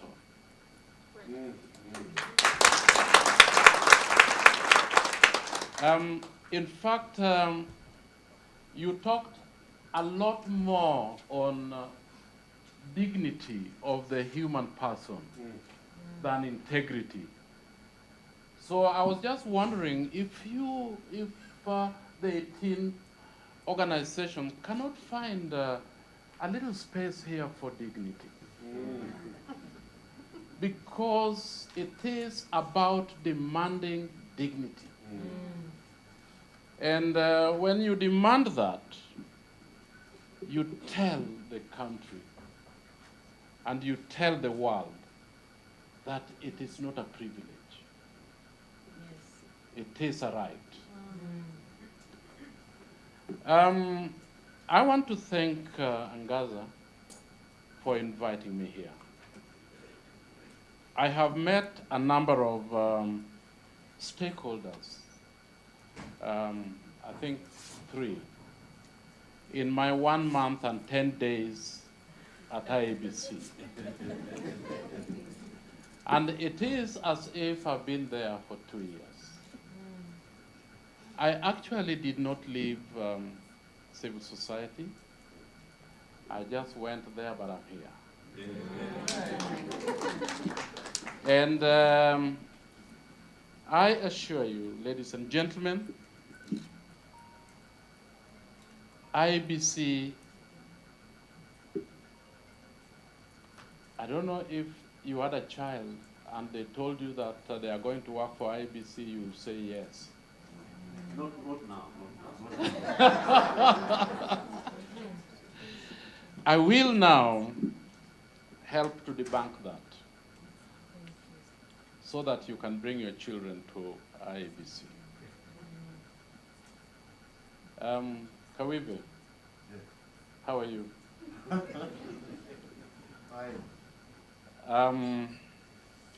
You spoke about giving votes back to people who deserve it. The honors. And I am going with you to Ngu Masimba today. I hope you can accompany me. We have a by-election tomorrow in Ngu Masimba. Masumba, yes. No, not Masimba, Masumba. Yeah, Masumba. We have prepared sufficiently. And I listened to criticisms about IBC, and I welcome them. I cannot say that you are lying, or you are making them up, or you are creating them, or you are using hyperbole. Not at all. That is how you see it, and it is true. Perception is reality until it is debunked. And if that is your reality, we are going to work with you to ensure that you get another reality. I've listened in. Let me talk about Hamina from Bondeni Nakuru. Omondi, you asked that question. What happens to her vote?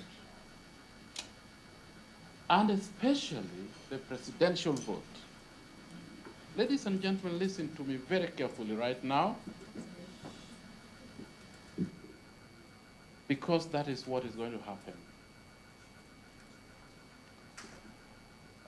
My friend Maina Kiai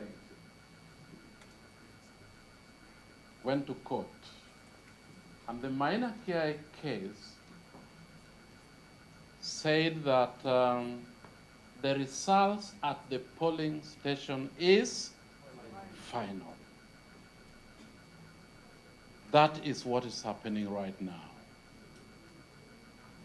Please, don't go to the National Tallying Center. It's useless. Be at the polling station.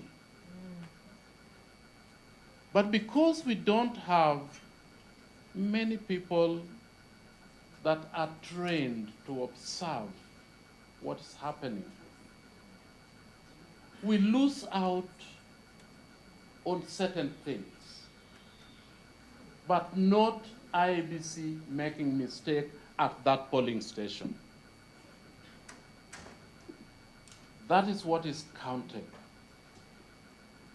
And that is what is recorded on a physical form, right?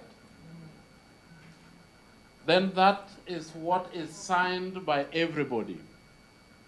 And that is what goes to the constituency tallying center. What happens there, you take a photograph with the machine, with a Kimsky.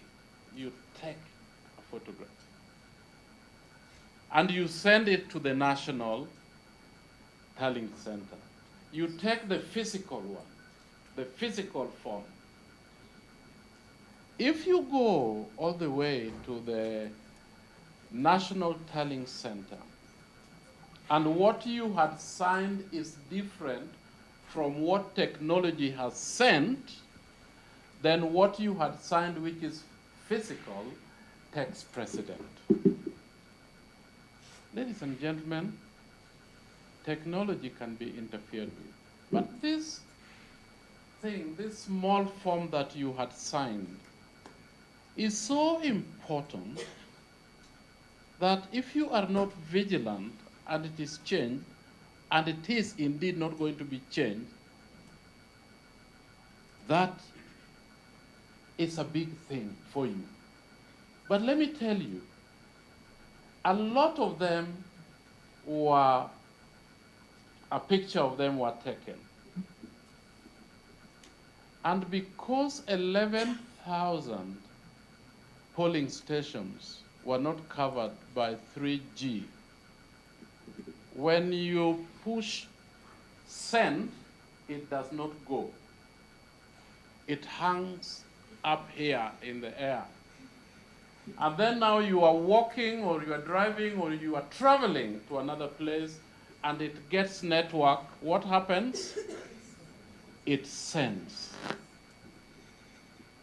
The lawyers of the presidential contenders looked at that and said, but this thing was taken at station A and it sent itself somewhere close to station C and D. And there is no station there where it's sent. Did you create a new station overnight? That was the irregularity that the Supreme Court was talking about.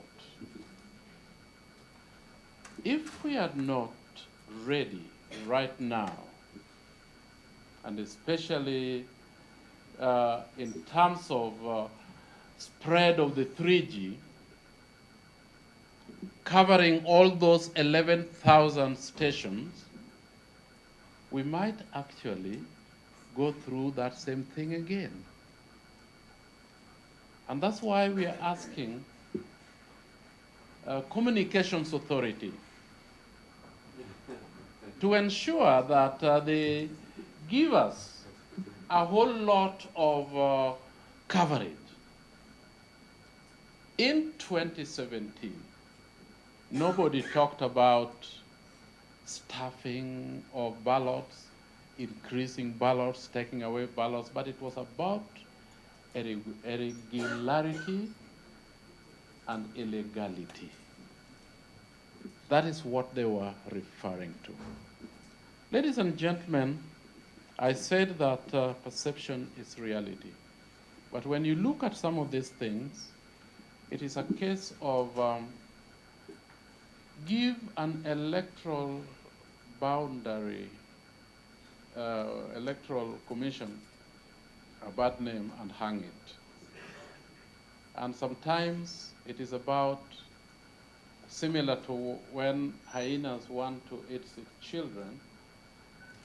The hyena first accuses the children that they are smelling like goats.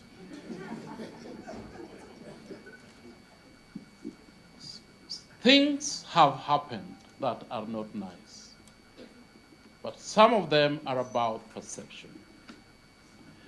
Let me talk about a little bit about what Omondi talked about in terms of high cost of elections. We have high cost of elections. This is true, and is partly attributed to over legislation of electoral conduct. E.g., the Elections Act caps the number of voters per polling station at 700. If you have an election station that has 800, 100 has to be removed and taken to another station, and another one removed to fill that up. It could be about 600, 500, but not more than 700.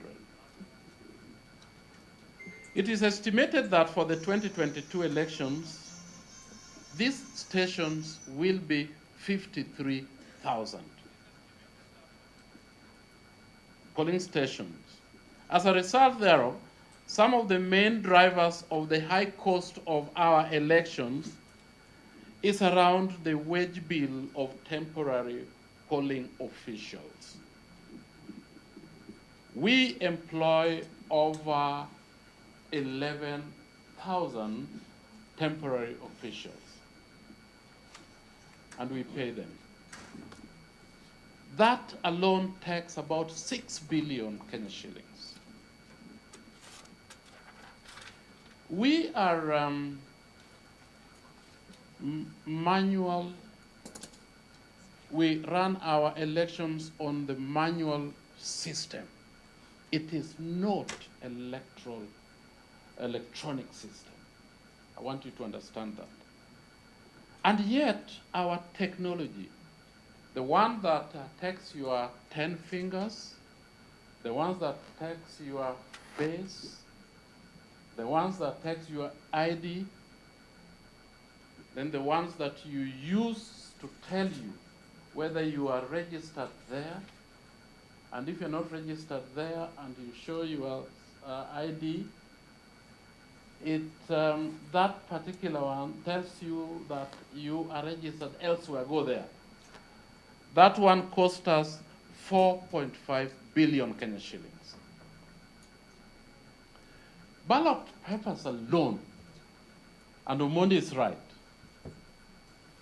cost us 5.9 billion Kenya shillings. Why? Because we have trust deficit issues. The ballot paper has 9 security things on it. Kenya shillings, the notes, has not 7 but 5. In other words, the ballot papers are much more expensive than the Kenya shillings that we use to buy it. Because as Kenyans, we actually don't have trust with each other. In the last 2 or 3 elections, you have never heard that ballot papers are stuffed. In Kiamba, which happened just about 2 months ago, some people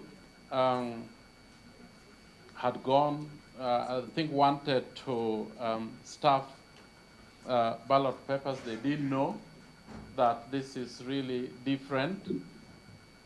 And I think they got one ballot paper somewhere. Maybe somebody took it, put it in the pocket, and went away with it.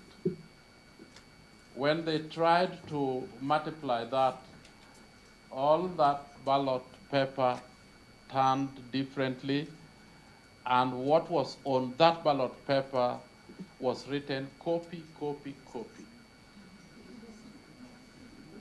They came and dumped it back at the polling station because they realized that this does not work. It is about enhancing security. And the reason why people don't understand what IBC is doing behind there is because I think IBC does not share widely what they do. Staff are so well trained and work so hard. They are focused. They want to do the best thing. In fact, let me just give you a little story about one of the incidences that happened. Thugs attacked a polling station in the evening of the voting day of one of the by-elections. Peter, the police were also there. And I'm not casting any aspersion, but they were seated watching as it was happening. Security system. Our staff were beaten up one of the ladies that was Arrow took the results that had been recorded and hid in her body. And these guys just went and kicked the ballot box and everything, and the lady ran out and hid in the bush. There were two ladies. And later on, they were rescued by our security team. Peter, again, is not the police. That's yeah. So the reason why I'm saying this is, and they went. Later on, after things had cooled down, she took that out, the physical record where everybody had signed, and announced the results. That is how the results were received. And so there are lots of things that IEBC are doing, but they are not telling their story. The staff work hard and they are dedicated. Let me just say something again on the image. Despite clear provisions in law and procedures, politicians and political parties always try to undermine the independence of the Commission and its activities during elections and engage in false accusations of the Commission.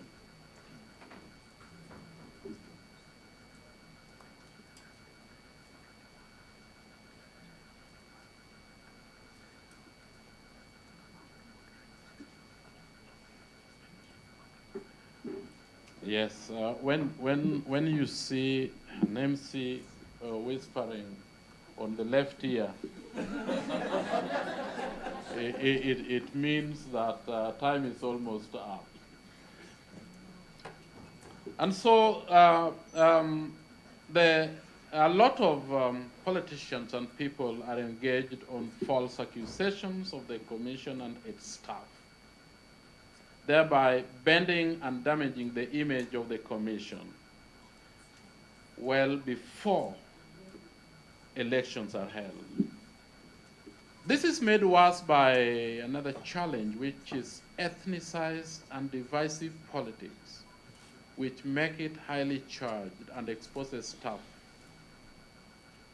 and commissioners to ethnic profiling, making them insecure and susceptible to attacks. One of our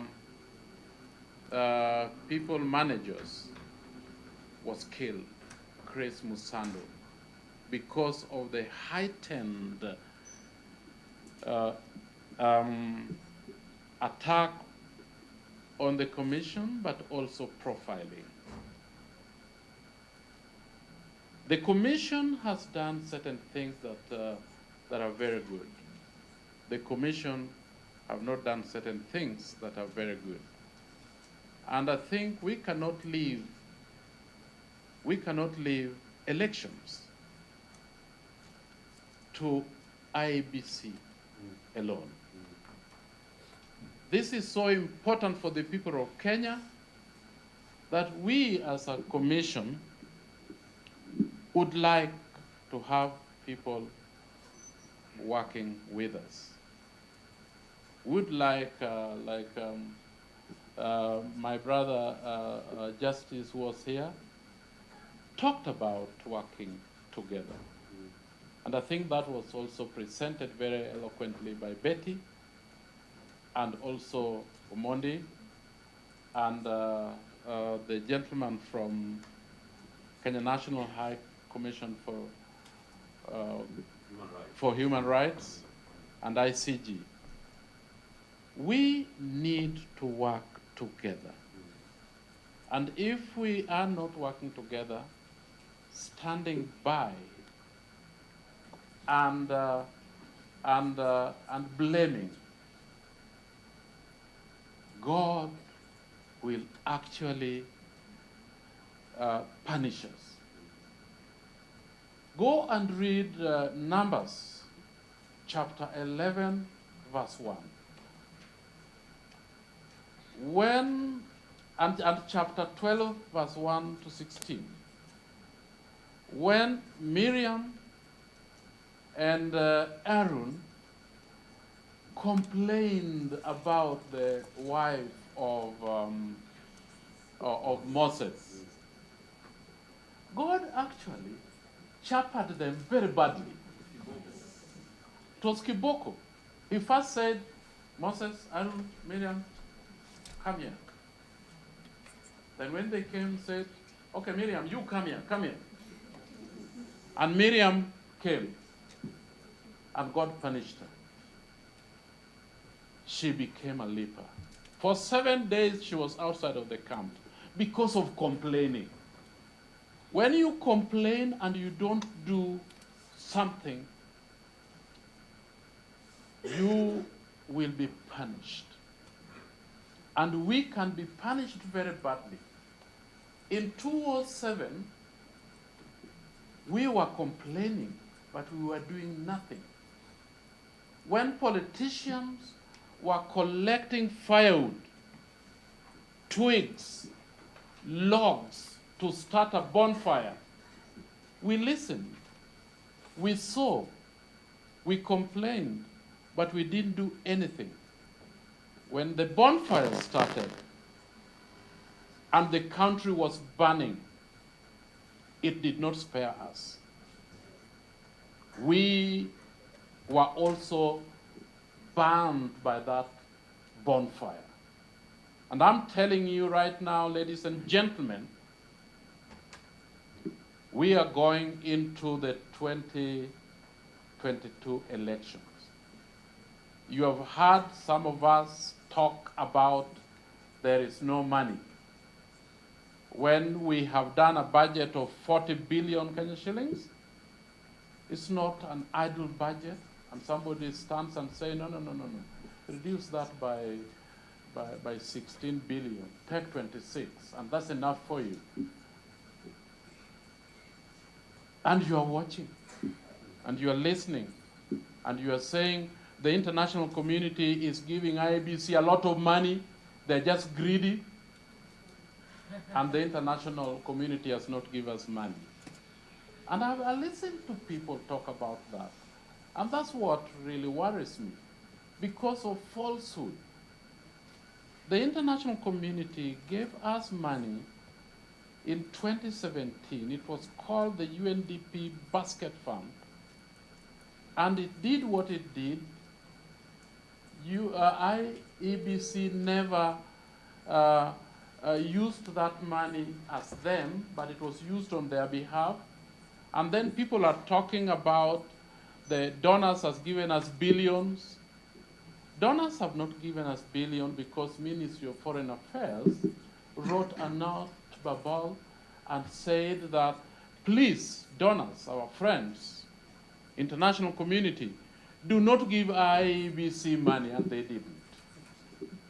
The only brave people, and I want to say this very clearly, is the British High Commission said that, no, just a moment, Government of Kenya, give us time to explore and work with these partners. Only one was brave enough to talk, to see the sense, and to come and work with us. IEBC is doing what it can. And I'm telling you, in 2022, Tuesday, 9th of August, we will do a good job. Please do help us to do a good job. Where we cannot, and you see us go on the side, point out and say we are doing a bad job. And we will do a very good job. In conclusion, from 2018 to date, IBC has been taken to court by over 300 people. 300 people. I think it's 315. The court only accepted 11. In other words, 300 and something, IBC was found to be just fine. We are not telling our story clearly enough, but that alone is an indictment of people, Kenyans, who take IBC to court and then lose. 315, only 11 were found to be, right. About 300 were dismissed. We are doing a good job. Some of them are not good because we are not ideal. But ladies and gentlemen, I'd like us to have a meeting like this with the civil society. We have already signaled that to the commission, and that is going to take place. You are our stakeholders. Stand firm, get the right information, hold our hands, let's work together, and this country will not go to the dogs. Thank you very much.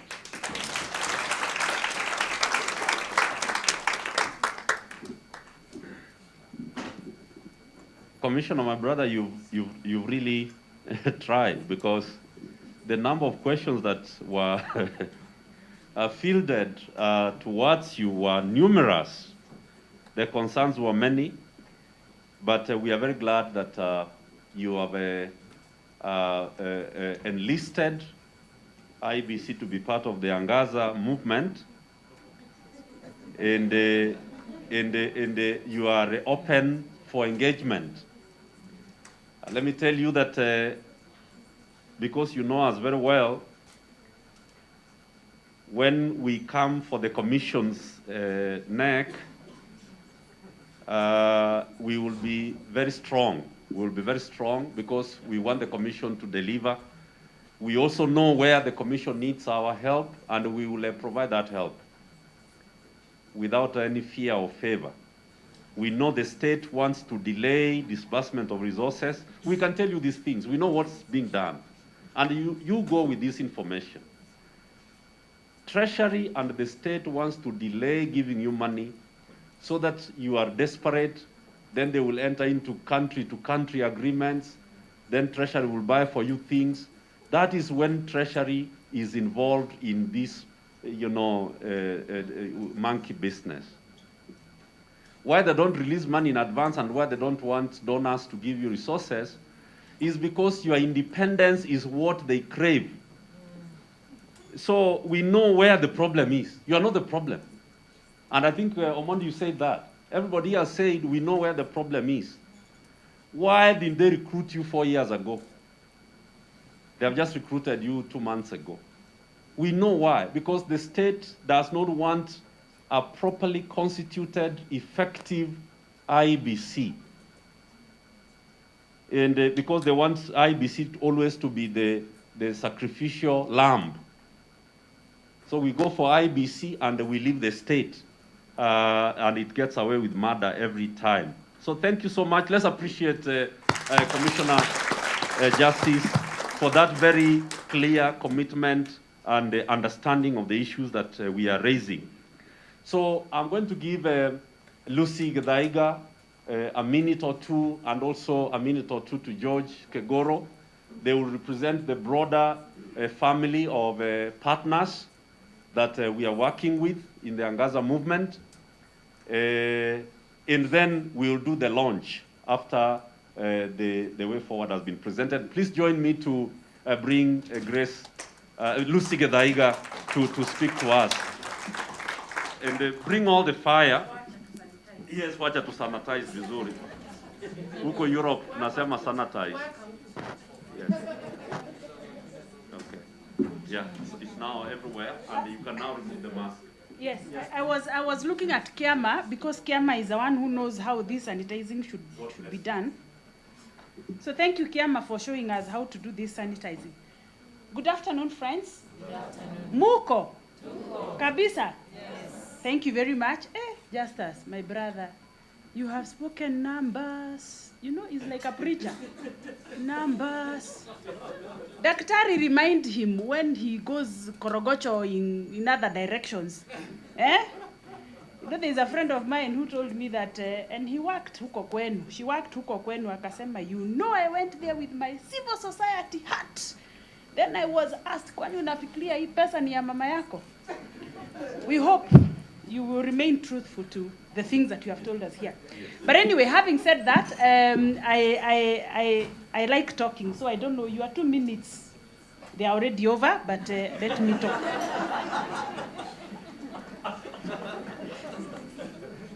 You know, we were here, I don't know whether it was 2 months ago, Malombe, was it 2 months ago? June, I think. I know I was seated on this table. And in that meeting, there were several things that were said. Very many things that were said about IEBC, by the way. You are coming, tell us, good. They came here and told us things. Not IEBC, but we the people. So we said things about our electoral process and about the things that we've gone through as a country. And I remember seated there, and when I left this meeting, I was scared, I was worried, I was shocked, confused, angry. You know, all those things together, they were all, you know, fuming from my heart. And then I said, okay, fine, I am angry, scared, worried, anxious, afraid. All those things, they don't help me. What do we do? And I remember calling my brother Malombe and I said, mumeenda Kempiski, mumeongea, alafu. So, and I am known for that question of alafu and so what, the so what question. Our partners know this. So Malombe said, you know, no, we are talking and we are talking and we are talking. I said, malizeni hiyo maongeo. And finally, we are here, launching the Angaza Movement. So thank you, Malombe, and your team for coming up with a wonderful initiative that is going to transform the political leadership, because from what we have had here, that is our biggest problem.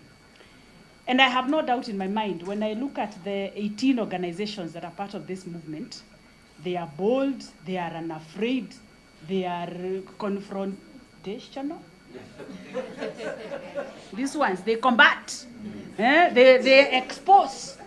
So just as even if you read for us numbers, if there are things there in that IBC, they will expose. That's what we can assure you, even if you are our brother. And we'll be asking Madam here to remind you at night, where Kubuka house was at, they'll come for you. We'll come for you, for sure. We will come for you. That one, we are not missing our words. So I know, I'm happy that, you know, the colleagues that form this movement are bold, and we know that they will say as it is, and they will speak. And Betty, you said that these politicians are not afraid. Let me tell you, they are going to be afraid of these guys.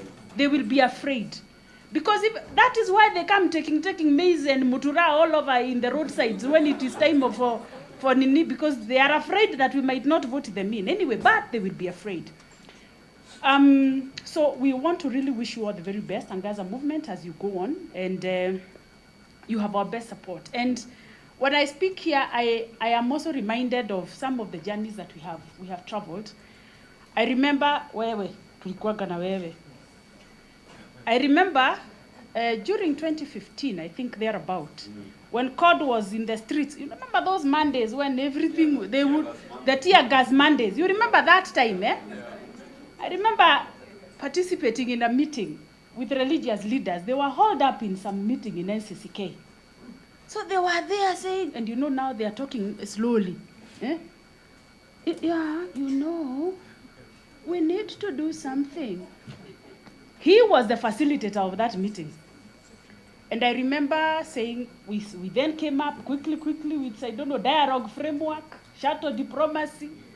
and the DRG was born, and I'm very excited that they are here. Beatrice, Susie, and your team, thank you very much for coming along. And we have been part of supporting the DRG, and we will continue to support the DRG. I remember, Kegoro, yuko hako kwa room najua? Kegoro wewe, unakumbuka? Sasa ni makumbusho. There was this time, we were trying to see how do we bring civil society and the religious leaders together. And I remember Kegoro was then the executive director of KHRC. Sasa nikaambiwa wewe Rusi enda uongee na Kegoro. Nikakuja kwa wapi? Nikakuja nikakwambia sasa my brother akisituende tu tuongee na hawa majamaa. Reluctantly, you agreed.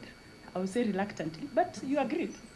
And we had this meeting. But I always know that there are differences and you know, in terms of approach, which is okay. And I always say that diversity is our strength. The religious leaders have their approach, and as my brother noted, they have doors that they will open that civil society may not open. But we also have a voice as civil society, and we can shout, and we can confront, and we can combat, and we can go to the streets, and we can do all those things that we can do. And I think as we go into 2022, what I'm happy about is the fact that we have agreed that we can all come together with our differences, with our different approaches, and agree on those bare minimums. And those bare minimums, whether we shall shout at the rooftops, whether we shall go to the boardrooms, whether our religious leaders will go and pray and say, this is a message from God, and they will listen. And for us, we will say, this is a message from the people, and they will listen. I mean, it's all the difference. We the people and we from God, you know, sent by God, and, you know, and from the people. And what I'm happy about is that Diakonia finds itself hapo katikati, from God, from the people. Tunakombine hiyo maneno yote, tunachanganya, and we are happy that we are able to play that role. And so we want to send very, very strong goodwill message to Angaza Movement and our DRG colleagues to say that we will continue to support you. Kiama, with the the police reforms working group, we also work with them very closely, and we will continue to support. And I know, and I am aware, that when these people begin to speak, unajua wataongea hii kitu hii ya political leadership is not for the afraid. Ama namna gani? So we know and we can anticipate that the state will come for us. They will come for you. Watakuja computer sitafagwa huko. You know, we have seen those games in the past, right? And so we know we are entering in a very challenging civic space season. And as Diakonia, and I'm sure with all the other colleagues in the development space, we are committed to supporting the civic space. You know, they're supporting the and you know what? A working kitu yenye ina work, working. You know what I mean, my colleagues in civil society. Something that is going to be working, so that then we can support and you know, continue to rally each other, because our country must be protected, must be safeguarded. Unajua ni my neighbor. Sasa tukikujia, mimi sitakuwa hapo, hawa ndio watakukujia wewe. So, but we will still be fine. We'll be okay even as we come for you. So anyway, friends and colleagues, thank you very much for giving us the opportunity to be part of this whole process. And we can assure you that as long as our resources allow, we will support Angaza Movement, we will support the DRG, we will support the Reforms Working Group. Na ndajua mnaenda Mombasa next week. Waambie hatutaki kuchapwa. Tell them. Ama ni gani? We should send them. Tell them hatutaki kuchapwa. Asanteni sana.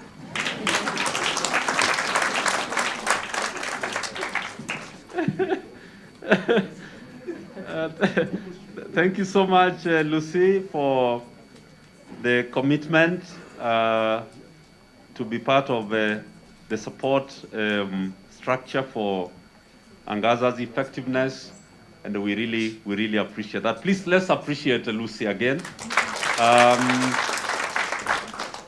Now let us invite our last speaker, George Kegoro, Open Society Initiative in East Africa, to make his brief remarks, and then we will launch the movement. Please, let's welcome George. Yeah.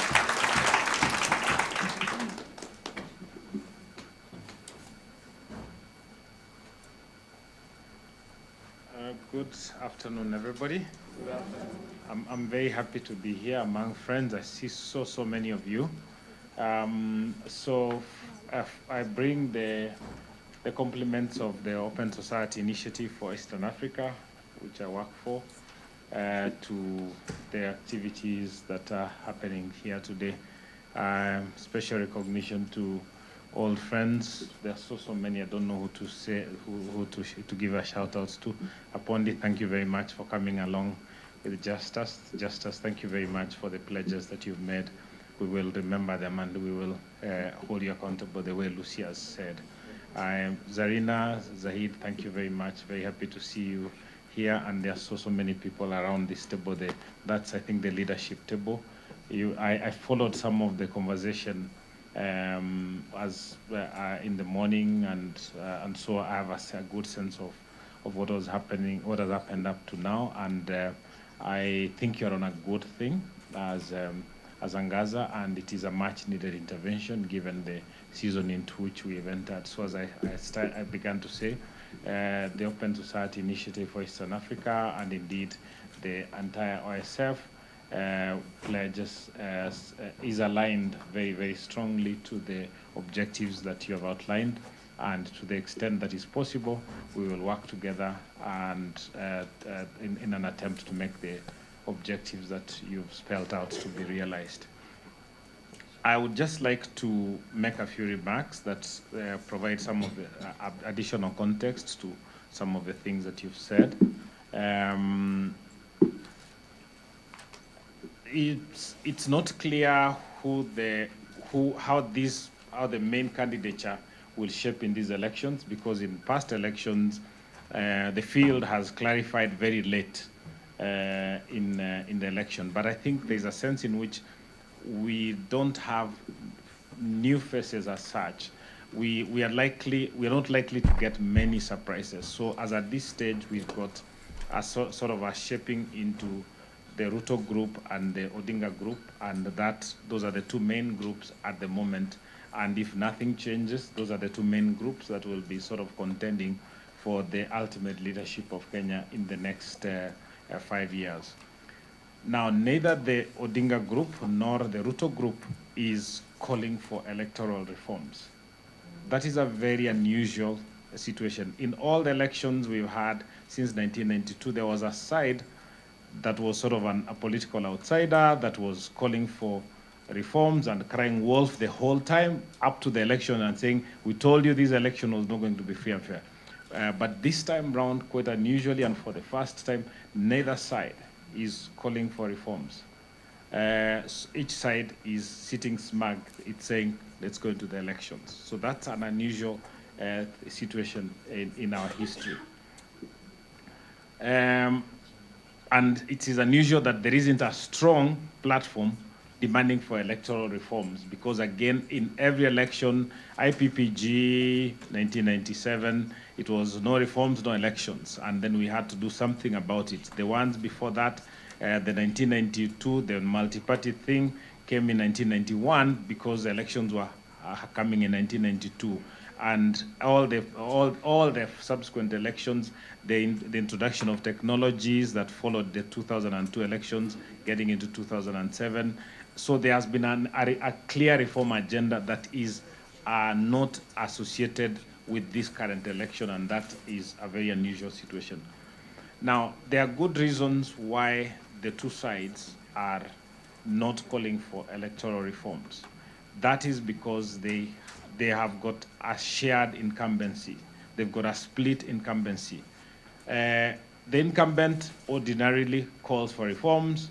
I mean, the outsider, the challenger, calls for political reforms because that is where they derive their strength. The insider group usually says elections are fine. If you people don't want elections, you're crying wolf because you know you're going to lose. Neither side wants reforms this time because both sides view themselves as the incumbent. And both sides therefore fear reforms, and you've just talked about that here. Reforms each side feels will weaken them. If they have an independent IBC, an independent whatever, so things will not work in their advantage. So this is the first election we are going to go into without major reforms, and the reasons are nobody wants them among the big actors. Secondly, we now don't have time anyway. Even if you wanted reforms, there can't be meaningful reforms in the time that we've got available. And there is a third reason. If you brought reforms, they would threaten the emerging coalitions. A serious discussion about deep-reaching political reforms would actually unravel the alliances that are building, because those alliances are built on a basis of we've had problems in the past. Let's forget about those problems. They were not there. We are okay now. Let's go into the elections. If you reopen that up, everybody's going to. They will go at blows to blows with one another. So that is a good reason why they're not discussing electoral reforms. In the history of multi-party elections, there are two stages to becoming president. There is winning the election, that is, you get the majority votes, and there is enforcing that victory. Those are two clear stages. In 2007, for example, a lot of people think that Raila Odinga won the election, but he had no means of enforcing his victory, so it was taken away from him.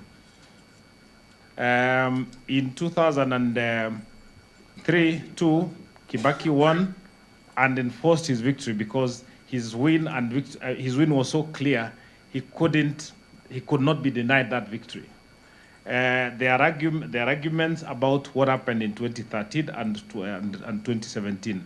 Some people believe that the results that we ended up with were not the results we could have ended with if the ability to enforce the victory was differently distributed among the competitors. That's a controversial topic. But the only point I'm making here is that there are two stages. There's winning an election and there's enforcing that win. Now, how have wins been enforced, or have attempts to enforce victories and elections what dominant means of enforcing an election victory have been tried in the past? The clear one, starting from the first multi-party election in 1992, was state violence. There was lots of violence that accompanied that election at every stage.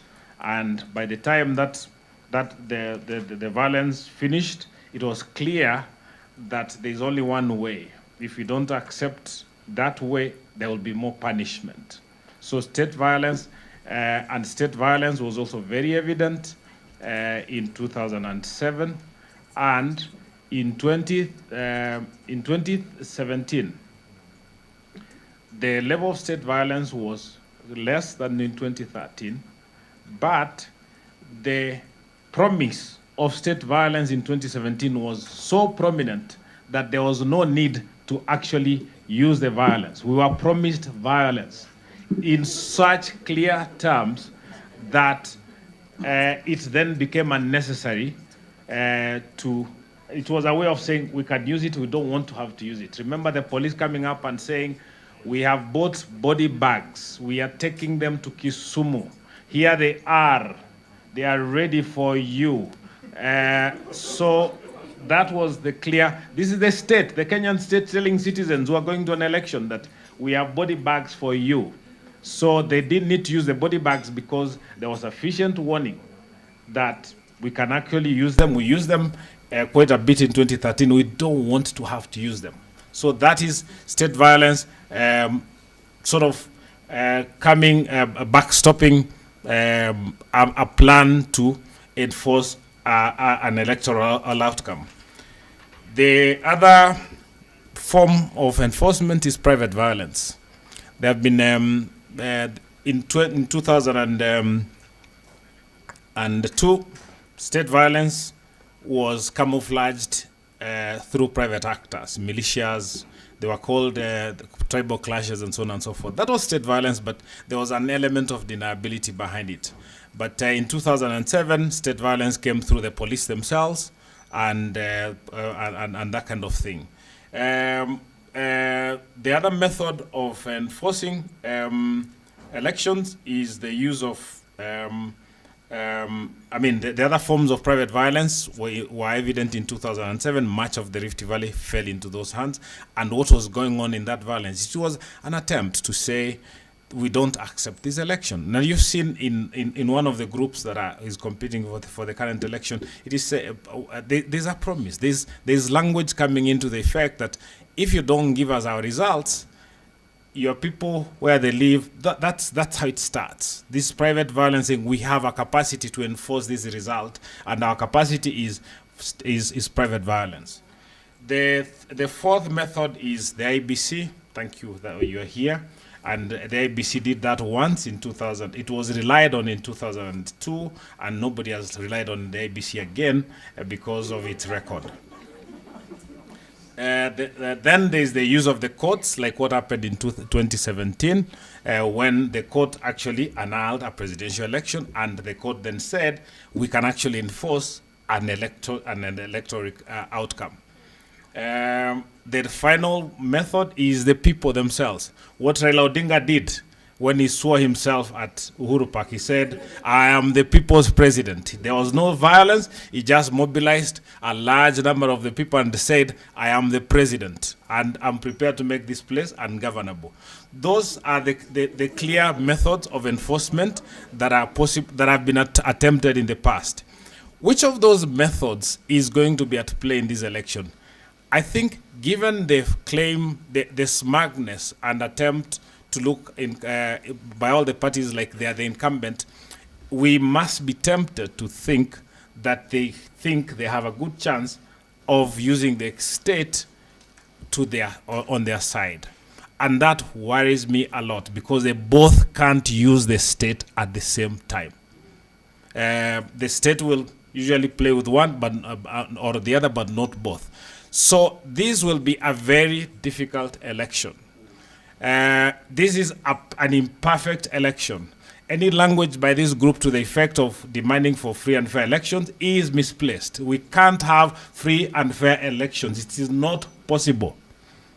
So what are we going to ask for? What can we realistically look for? What we can realistically look for is an election that leaves this country intact. An election that does not tear us down, as happened in 2007, and as nearly happened in the following elections. But we can also use this election to signpost a pathway to reforms, because we don't like what we have, but there's nothing we can do about it realistically. So we can start signposting a reform program, a reform agenda post the election itself, that starts saying, where do we want to go as a country after this election? Because this election is unsatisfactory, but it's something that has been forced on us because we've not been strong enough to do anything about it. Where do you come in as Angaza? You come in as Angaza by sort of having that realization and using it to, first of all, put yourselves as the bulwark, as a political bulwark that will save us from the possibility of violence, but secondly, as a thought leadership group that helps us to start putting together the pieces for a reform, a post-election reform agenda for the country. Thank you very much.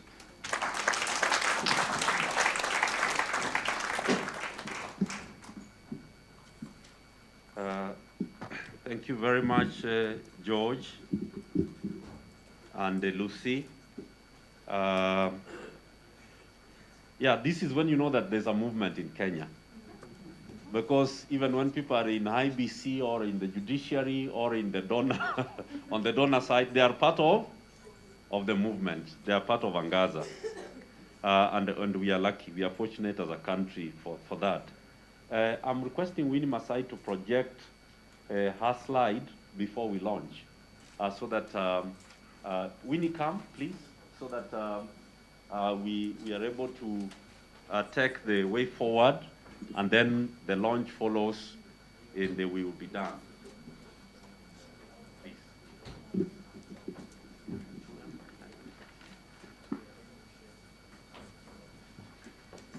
Thank you so much, Cyprian, for the introduction. I think as you heard, my name is Winnie Masai. I work with Inform Action. And for those who don't know us, we are in the business of using social justice, producing social justice film, which we then distribute as a tool for social change. We also engage in conversations with communities on issues that affect them, with elections being one of those issues that we engage in.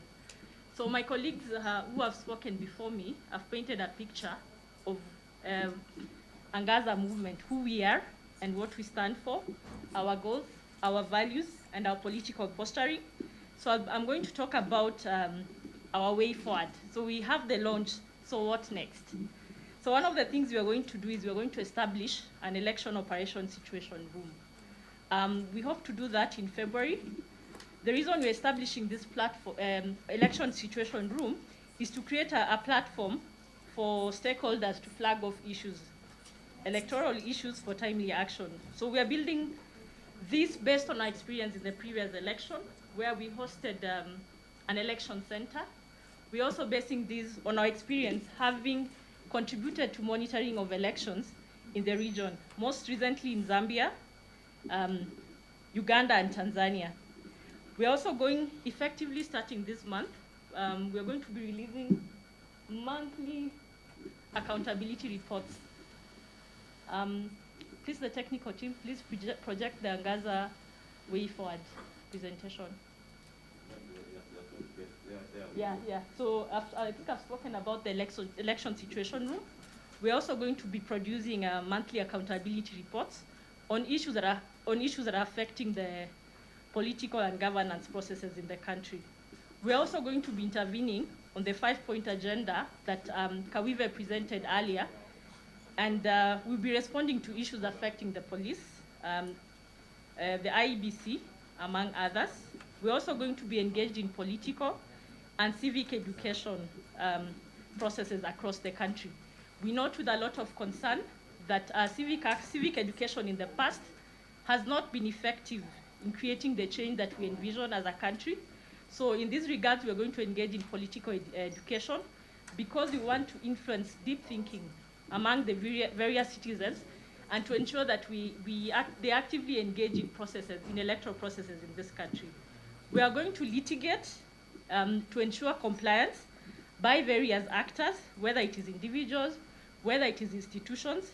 We are going to push back any attempts by the state to state capture any of these institutions around the election work.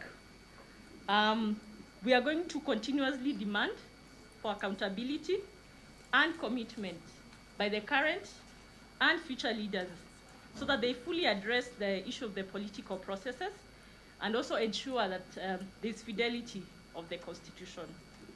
We're also going to engage in topical conversations on the state of elections and governance in this country.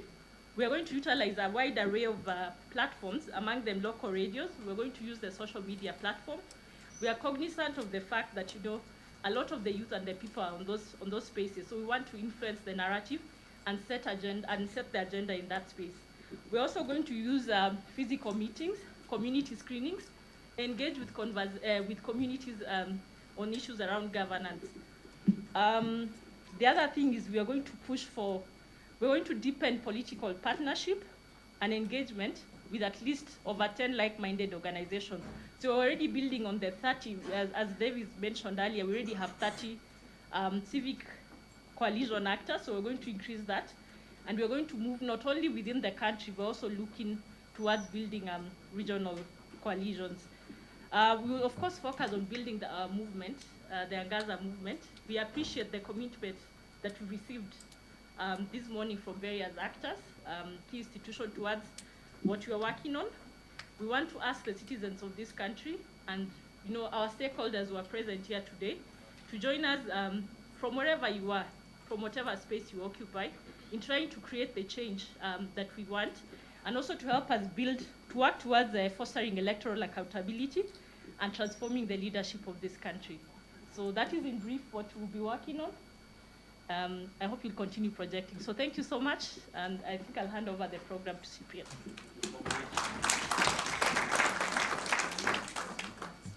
All right, so there is something that is going to happen right now, led by Irene from Kenya Human Rights Commission. And as she does that, I'll be requesting the leadership of the coalition.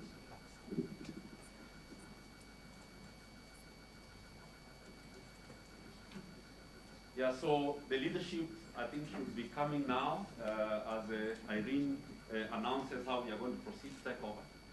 Thank you so much, Cyprian. Thank you, everyone. Good evening. Good afternoon. Sorry, it looks like it's a night. Okay, thank you. Yeah, good afternoon, everyone. Please, I'm inviting all the directors of the organization. Please come. Please, please come. It's almost there. We are now going to launch Angaza Movement officially.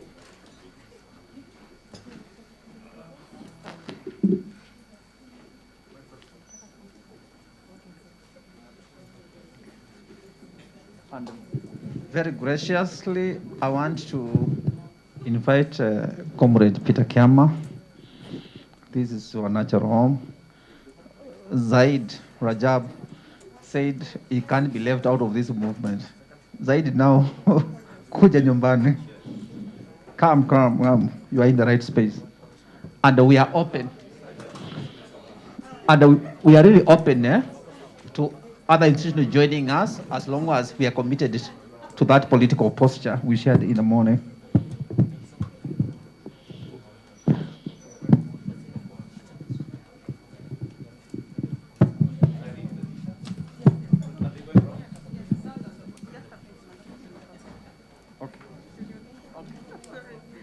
Okay, I have my colleagues.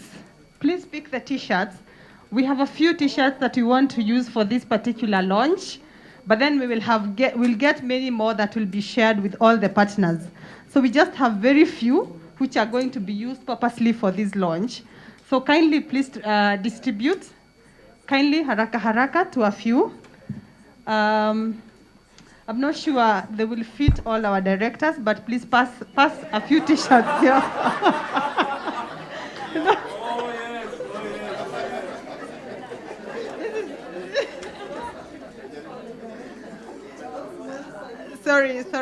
Sorry. That is not to say anyone is bigger than the t-shirts, but to say that the t-shirts are not going to be enough. So extra large please pass an extra large t-shirt. Yes, thank you. Yes, just hold them, that's okay. Hold them, that's okay. But if you can wear it like me, please do. It will be nice. Yes, we want to take photos. Please let's take these photos for our social media and also our own website use. They'll be very useful for our website. And these are the directors of Angaza Movement, the people who are behind the Angaza Movement, an electoral process that is going to initiate. Yes, Cyprian. Go ahead. Yes, these are the directors, but of course to appreciate that we have those ones who are not here with us today, but currently we have these ones who are representing. They are going to be the people who are going to lead the Angaza, all key issues that are going to be spearheaded or to be run by Angaza Movement. So we hope that we are going to give this country the alternative leadership that we want.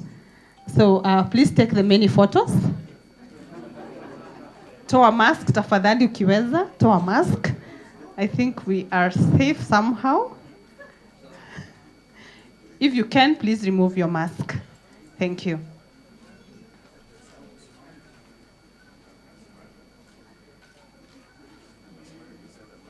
Yes, those ones are enough. I hope we have more.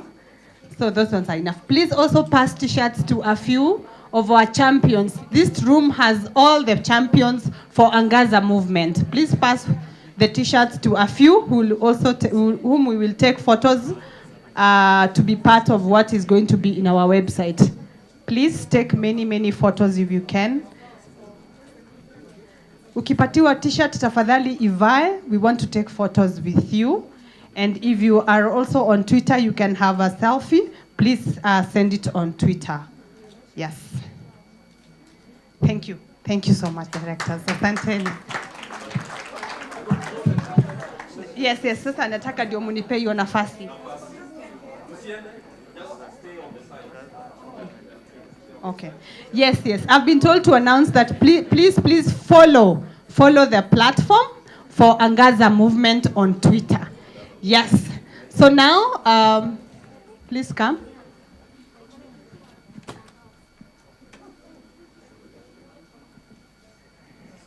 How do we run? Yeah. So we want to use the screen. So you can move a little bit. Kidogo to. Yes? Yeah, you can come here. Thanks.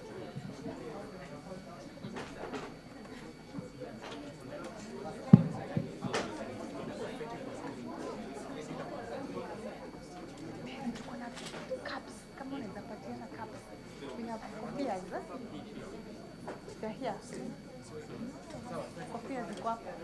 If people can also wear coffees. No, I want to. Yeah. So, please let's go.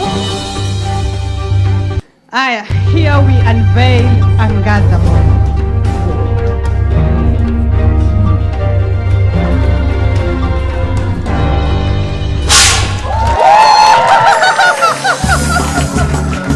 Yes, and there we have Angaza Movement ready to hit the ground running. Yes, thank you so much, champions. Thank you so much, directors. Thank you so much for everyone who came today to be part of Angaza Movement launch. And here our journey starts. Asanteni sana.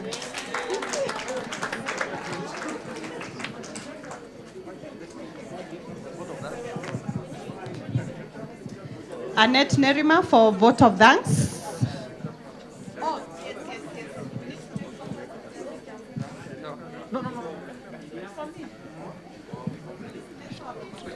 T-shirt ingine, please.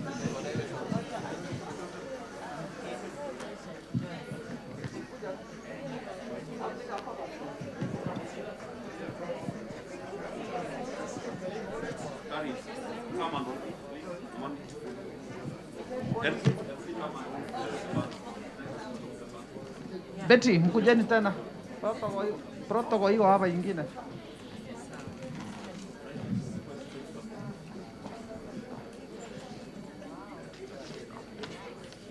Mkuje. Karibu.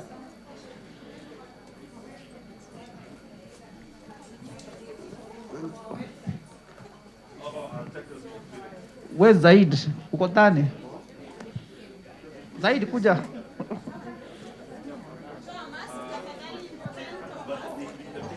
PK.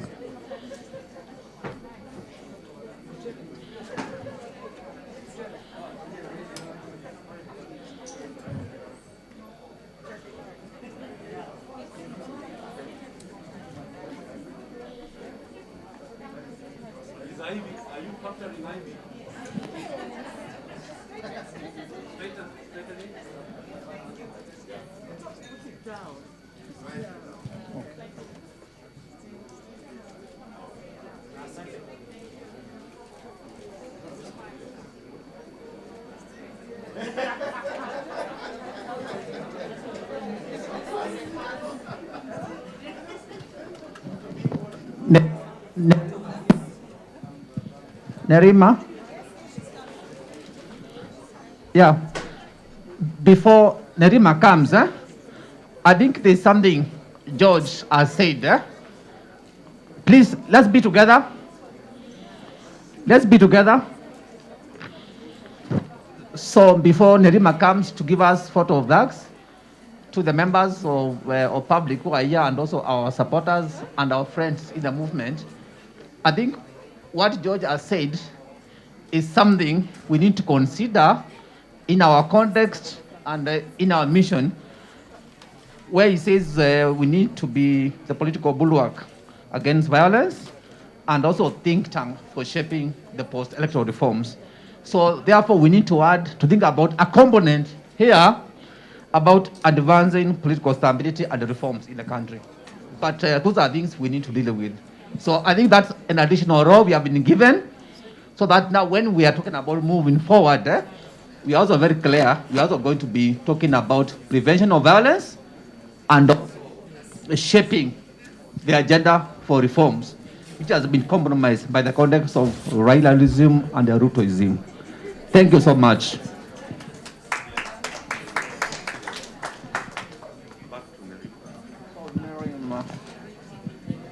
Wow, thank you all. Thank you so, so much. Soila, you've ambushed me, but I think as our speakers were talking, all of them thanked us all. But I want to take this special opportunity to thank everybody who has created time to be here. Indeed, this is a good day for everybody in this room, because in this room we have guests that are part of the process, I would say, because they've honored our meeting, and most of them, as they speak from different institutions, they have committed to work closely with Angaza Movement. So I want to thank all the guests from different institutions, let's say with the government, and also the non-state actors who have made time to be with us this afternoon in the launch of Angaza Movement. I also want to take this special opportunity to thank all the executive directors from the over 18 organizations that have come together to form Angaza Movement, for the support that you have given us in putting together Angaza Movement. It's been a journey, but we thank you so, so much for the support. We thank also the grassroots movement organizations that are here today. You've spared time, traveled from different counties to be here today. And so we take this special opportunity and moment to thank you so, so much under the leadership of Omondi. Asante sana. To the technical team, I mean, it's been a journey putting together this event. And so I take this special opportunity as well to thank you so much and encourage you that we continue together, we commit together to just ensure that at the end of the day, we are able to meet the objective of Angaza. As I finish, tuko na lunch iko tayari. It's been a long morning. And so, karibuni sana to the lunch. We have issued vouchers, and I don't know whether there's anybody who hasn't received that. So I invite us all for lunch. Asante. I just want to appreciate one of us who I think did not come to show up as director, as among the directors here. We have Ramtu from Muhuri, the director of Muhuri. Is she here? Wow. We are very sorry. I think we never noticed that you were in the room. But she's also part of the 18 organizations. Thank you so much. Okay. Are we invited to lunch? Thank you so much. We are all invited to lunch as we have been informed with the menu vouchers.